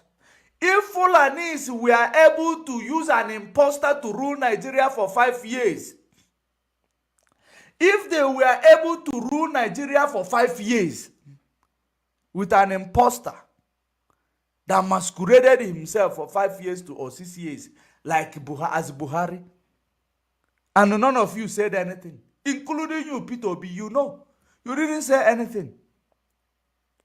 Do you think that if they start their Fulanization, you will say something? Do you think you will say something? We are not going to come out because you are Peter Obi, a Biafran. No. What we were looking for is Biafra. We are not looking for Igbo presidency. We are not looking for anything. But the most important thing, you see Tinubu, if Tinubu decide today that he will release Mazen Nnamdi Kanu and support our agitation, even if he does not declare Biafra, he allow us to do our things. We will pardon all his whatever he is doing, because he go there his day, we go there our day. We're looking for our freedom, and we know he cannot give it to us. He should allow us to do our things. That's what we are asking for. Because you, Obi, you are actually, I don't know, you might be playing Igbo man game. Igbo man don't know Nigeria politics. Igbo people don't know Nigeria politics. I am telling you the honest truth. So stop wasting people's time. That is one thing I am going to tell you. Because you will bring them back to tribunal again. We know those who are holding our freedom. But for now, we are calling for Tinubu, whoever that is dead, release our leader that was incarcerated by the Fulani imposter. The worst part of the incarceration was it was done by an imposter. It was not done by a Nigerian. It was done by a man from Niger Republic. And that man has gone back to Niger Republic today with all the money. $250 million was the first payment given to him to masquerade as Buhari. Given to the one, no. It was the first one given to the one from Sudan. The one from Sudan. $250 million. When the one from Sudan decided to run away, they used the one from Niger Republic. There were 4 of them who they were testing to know which one is going to match Buhari. So it is very, very important for you to know, Peter Obi, stop wasting people's time. Stop wasting people's time. If Tinubu is the evil that we know, if we give it to the angel that we do not know, including you will be running away from Islamization or Fulanization. You will be running away from it. That is one thing. It doesn't mean I am supporting any of you, but I am telling you what is to come, what to expect. Because, I told you that they are not giving it to you. When the one in Finland shouted no election, I told you that it is all about, using it to make Tinubu rig election, and it will be, when he rig election, it will be justified. That was it. And I am telling you another one now. We know that Tinubu is going to be there, and he is targeted from every corner of Fulani side. He is targeted. That's why we're telling him he doesn't have time. That's why I say he cannot give us what we are looking for. But he should use the time that he has to release Mazen Nnamdi Kanu. To release Mazen Nnamdi Kanu. We have no problem with Yoruba people. We have even something in common with Yoruba people than a Fulani. That's one thing that we all should be aware of. Yorubas are our cousins. They are our cousins. And I am not saying it because of asking any favor. They don't have any favor to do us. They cannot do us any favor. But they are our cousins. History is very, very important. It is just because we all found ourselves in the damnable zoo called Nigeria that nobody is going to grow. Nobody is meant to grow, but people are meant to stay in poverty all their life. So that is the reason why we are making this, again, information clear to P2B. P2B, stop wasting Nigeria time. If they cannot give you this mandate, if you have something you are obedient movement to want to do, allow them to do it. Instead of telling them that they are going to stand in the sun, some of them will be stabbed, some of them will be beaten up, some of them will be kicked because they want to go and vote for you, and at the end of the day, they will take that vote and give it to another person. P2B, stop wasting their time. Because you are an Igbo man. You are an Igbo man. An Igbo man is not meant to rule Nigeria. An Igbo man is not part of Nigeria. An Igbo man is not seen as Nigeria. Tell the people the truth. Stop fighting it because you cannot win it. Because the reason why you cannot win it, your people who are following you, some of them are two-faced. They are not formidable. You can never win it. You can never win it. Tell them the truth, what you are seeing. Maybe there is a threat in your life also currently. Maybe there is another advice that people are giving you. If you run, there is a possibility you will win. If you could not win for the first time, you believe you're going to rerun. Democracy is very, very expensive, especially when it comes to the countries like Nigeria. It is very, very costly. And I heard that you are stingy. That is something you need to understand. You are stingy, so you cannot afford democracy that is practiced in Nigeria. You might even give them a margin of a vote, 10 million to 2 million. You will never emerge victorious because they will not give it to you. You are an Igbo man. The earlier you begin to understand your Igbo-ness is actually, seen as a threat to Britain, to Fulani, to everybody, that every other, group that is from the west to the north in Nigeria. Your Igbo-ness is seen as a threat because they believe that you are going to start jailing criminals. They believe you are going to go and look for the impostor in Aso Rock. Why do you think they will give it to you when they are already threatened by you? Even though maybe you might not even be able to do it. Maybe you might not be able to do it. You might not have the strength to do it. Or they will make sure that they sabotage you not to do it. So, but they are threatened by that. And the reason why people are following you is for you to do such thing. It is for you to do such thing. That is the reason why people are threatening you. So, we are telling you, instead of you go to use this your, rob Peter to pay Paul, better leave it in the hands of Tinubu. We know these are Yoruba people. They are our cousin.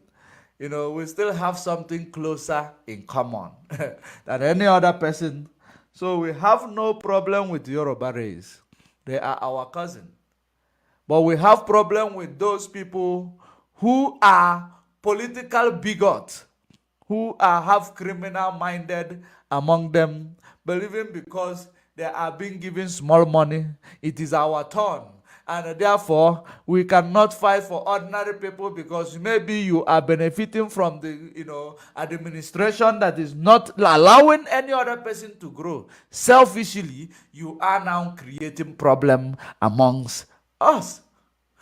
No, those ones, we don't know them. But as a Yoruba race, we know we have a good relationship with them. Regardless of this political, influence that came lately and started influencing the relationship negatively. But soon you will know that our relationship with Yoruba nation or Oduduwa nation has never been shaken. Regardless of those who are fighting for their freedom that later changed their mind and decided to become politicians.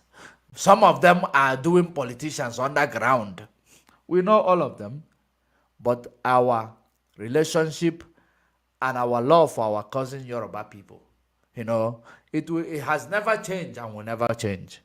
But does not mean we are going to tolerate them when they start, those of them, constituting nuisance and trying to, disrupt our people's life and their livelihood. We will still come here to talk. We will still come here to condemn them. But bear it in mind, the evil you know is better than the angel you have not met yet. P2B, tell the people what is going on. If P2B tell you to go to polling unit again, refuse, because it is a waste of time.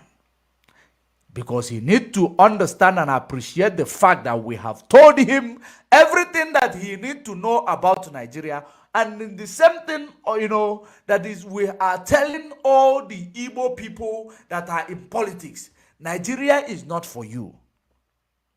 You see Hope Uzodinma that is there, killing his people, because one day he might think he will get Igbo presidency. You see, what is the name of the one from... that just graduated from Ebonyi State, Dave Umahi. You see him telling you Ebonyi State is not Biafra just because he's not on one Pompo airport. I don't know if he traveled to see how airport is, because he built this small airport he built. How many flight capacity does it have? That's why he is telling you, because they are being marginalized. You are being marginalized because you never had a good governance. That's why you're telling yourself you are being marginalized. It is as a result of the people you are serving. Their initiative is the reason why it looks like you are being marginalized. Because the primary plan of this colonial rule is to make sure that they continuously divide us. Even amongst brothers, they will come into a family and divide you. They will tell you, no, this one is a lineage of this one. That one is one Imo. That one is from Mpong Nanyong. This is the way they divide us, with these slogans. All of us, that one is from Abuenu, that one is from, what do they call this one? Is from, they gave us all these stereotype names. All of us, everybody suffered from that stereotyping people. Even in the Eastern region, all of us are actually on the receiving end of stereotype in the Eastern region. But Dave Umahi came to say they are being marginalized because Nana Pofanda Abakeleke. That is exactly the reason why he is saying that. But they call you people Abakeleke people. They call Anambra people Ndabuenu. They call Enugu State Ndawawa. They call Ndimo State Nduzuyo. Is it not true? That is true. Everybody suffered this stereotypism. Stereotyping people. It is not only Ebonyi State. So he shouldn't go there. And we have told him it is one man, one vote. So even if he becomes a president of Nigeria, he is going to give one vote as a Ebonyi State man he is. So he should get over himself. All these people should understand that they don't know how to play politics. They play politics with emotion. And at born of that emotion, they start killing their people without them knowing. That is why from governor to a minister, is that not an insult? From governor to a minister, just because you want to be in the position of power. There will be governor, from governor to minister. Minister also a senator. Hi. And you tell me Nigeria will ever be good. One person from governor to minister, minister to senator. What will your child ever become when these people occupy this position hand to hand? They share it amongst themselves. What will your children become tomorrow? Absolutely nothing. It is now that time that we need to look into ourselves and do self introspection on ourselves. And it is now time you need to actually do introspection on Nigeria as a nation. Then you will actually discover exactly what is this Nigeria doing for you.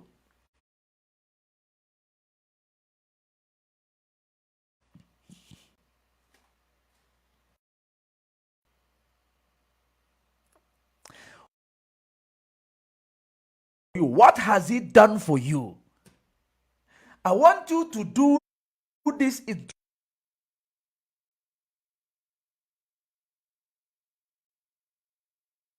introspection on yourself first. 1960 of independence, those of you who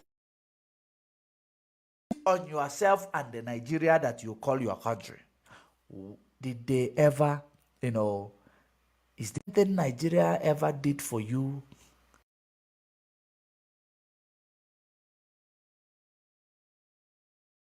Sorrows, tears, blood, trauma, then you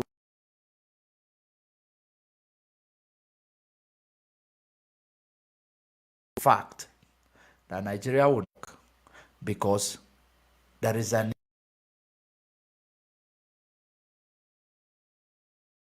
fool forever. Nigeria is 60 and nobody is making a move to actually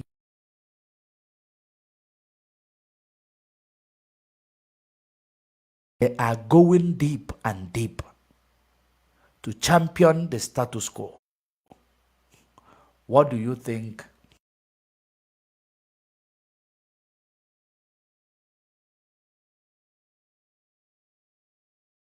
If you don't start now, you may never finish. The fact that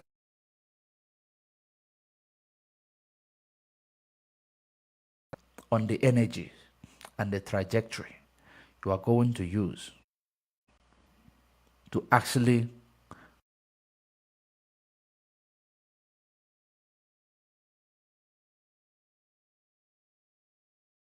and bring more topic to it. Stay safe. Voice.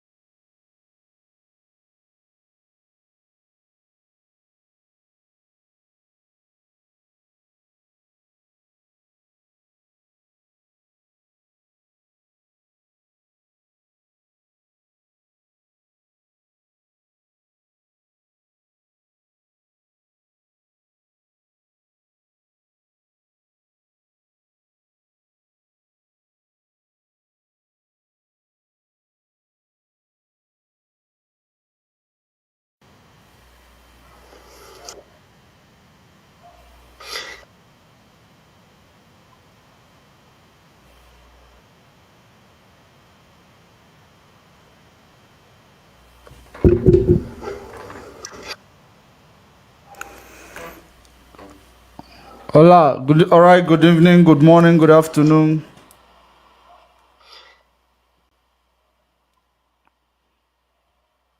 Great and wonderful people of Biafra, lovers of freedom all over the world. I believe we are coming out. Hola, all right, good evening, good morning, good afternoon. Okay, the video we were playing was not coming out. Why? We were playing a video and I wonder why it was not coming out. So my apologies for that. We were playing our video, the video of our Hamadike. So I am surprised when you said it is not coming out, the sound is not coming out. But thank you very much, Adaneka Adlin, for that, volume not being there, for that notification. Thank you very much. Great and wonderful people of Biafra, welcome to this program. Very much. All right. While you are joining us, share the video, invite others to join. We are live, we are direct. Wherever you are watching from, are you watching from YouTube, are you watching on Facebook, share the video, invite others to join. Thank you very much, Adaneka. So, we are here, we are back again this morning, this evening, this afternoon, depending on where you are going to watch from, to continue where we've stopped, to continue to preach this gospel, gospel of emancipation, gospel for African liberation, gospel for African revolution, gospel for African decolonization, gospel for emancipation, gospel for total liberation of Biafra land. And we are also speaking that mankind may listen. So share the video, invite others to go join. Great people of Africa, great people of Biafra, thank you for joining us. Of course, we are going to be looking into this few things. I don't know if we are going to meet up with our time in order to talk about these things in front of our screen. Number one is Mazen Nnamdi Kanu's court case that has been, constructively postponed, and we are not actually informed about it because we know the game that they are playing. Remember, I told you from the inception that Mazen Nnamdi Kanu is going to be used as this political joker, just like you may all know that the court that is actually trying the election, the election tribunal court, the result of the election tribunal court is what these people are actually,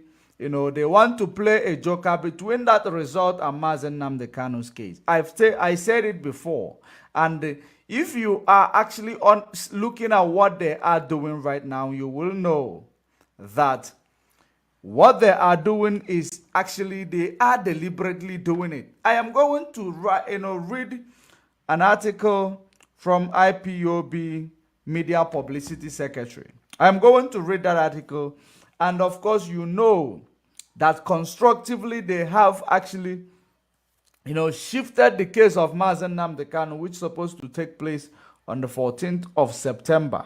They have shifted it, and we will tell you how they did it without people actually knowing that it is done. So we are going to talk about it, and we are going to actually give these people a benefiting response, because this joker they are playing, we know it, and I said it, and it is the same thing that is actually, it is the same trajectory that it is still moving on. So on the other hand, we are talking about the refugees in the UK, how they are being treated, and the migration of the refugees in the UK.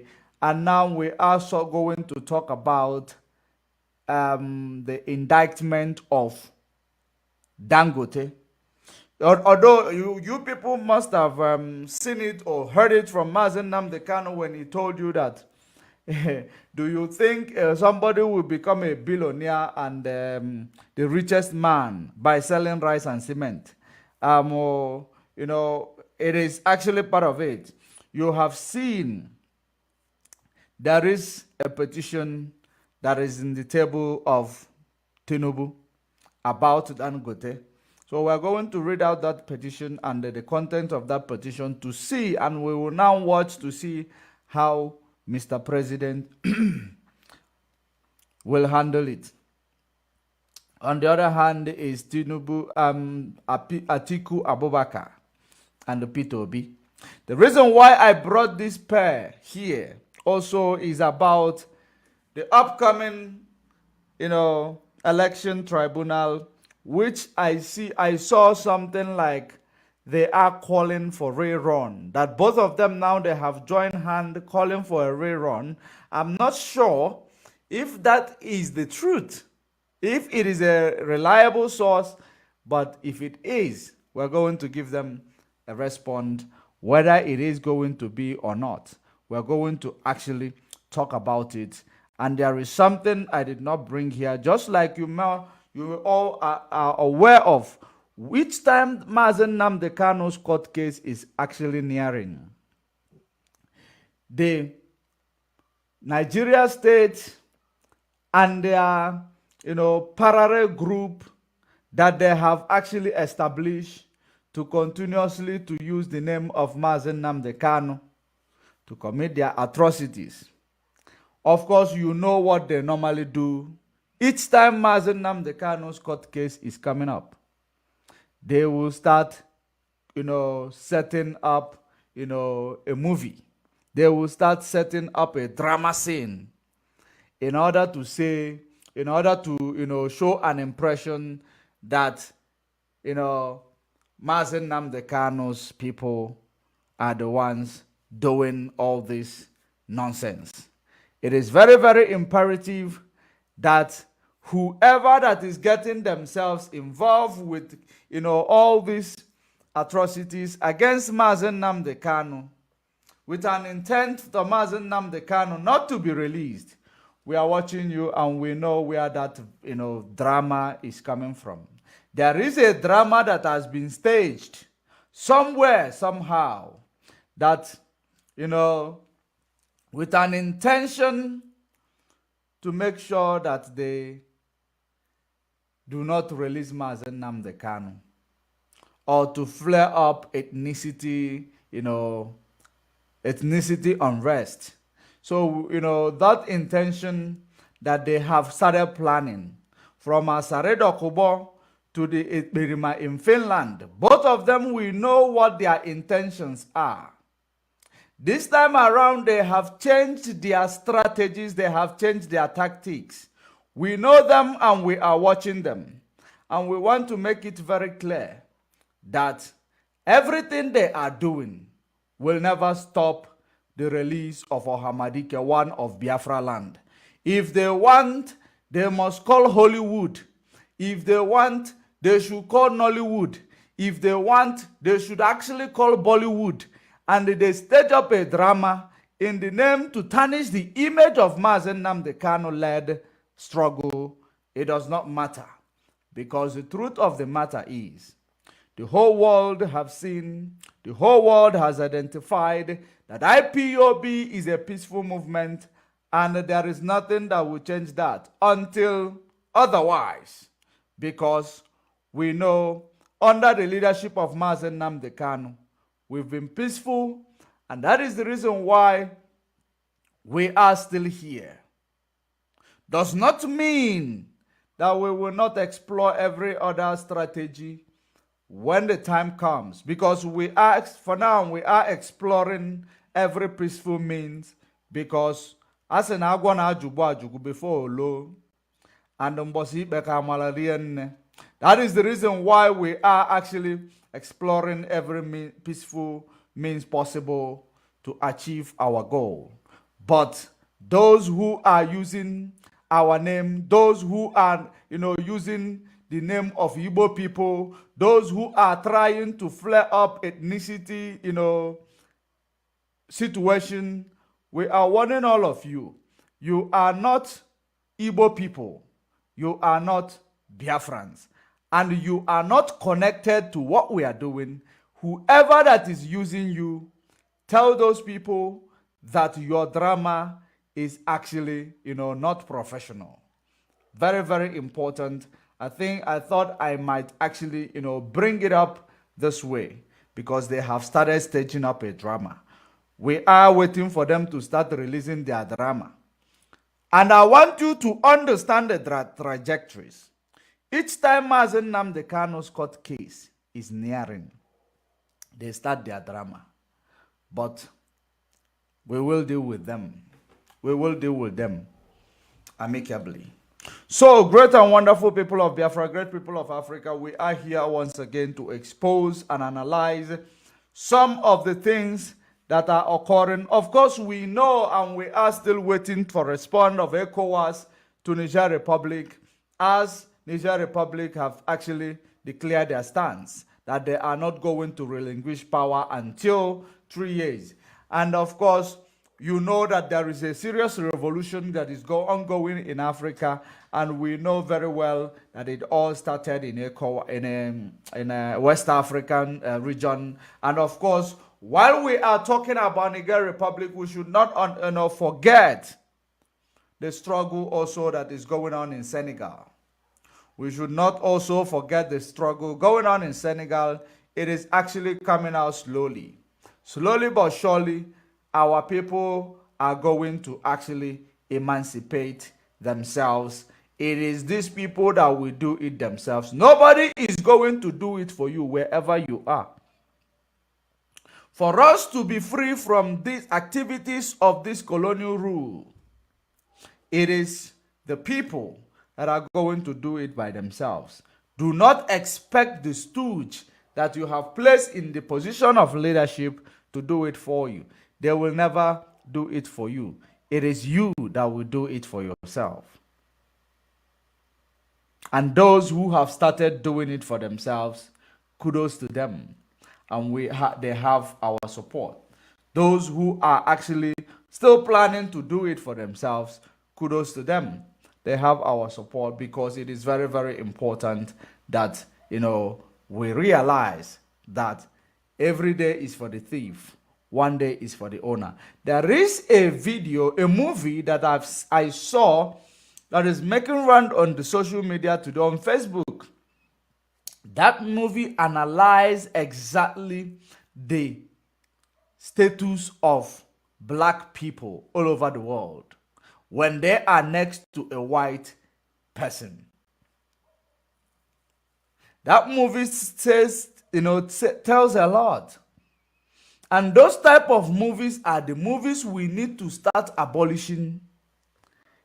The type of movies we need to start abolishing, not to actually infect our children for them to believe that they are inferior, that a white man is superior.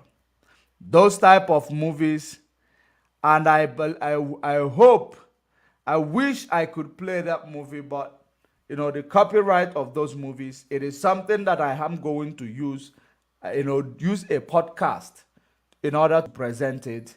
But that movie, it is all about a movie where one white person beat up the whole white people, the whole black people in the prison, and all of them now started fearing him.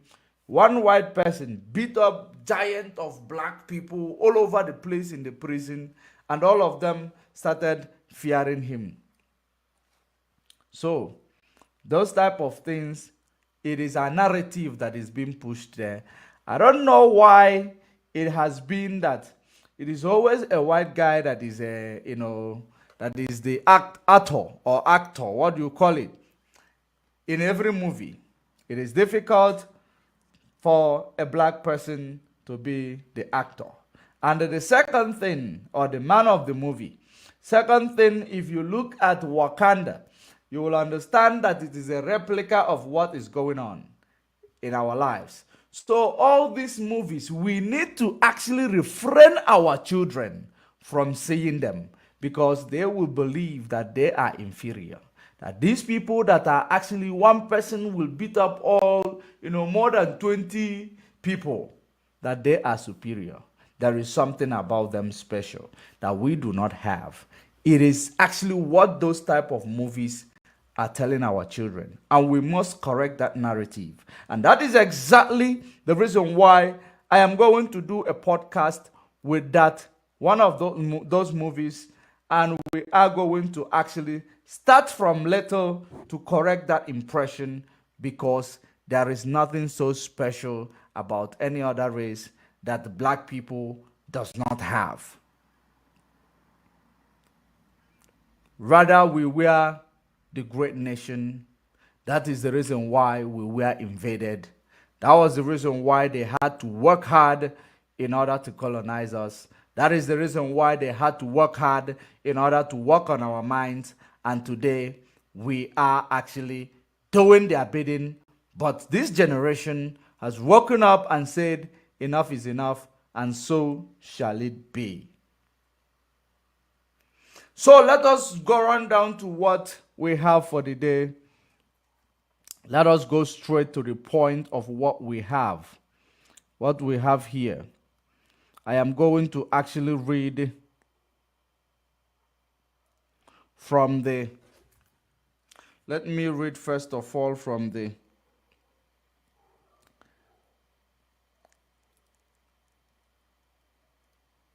press release, so that we can understand exactly the joker that they are using Mazen Nnamdi Kanu to play.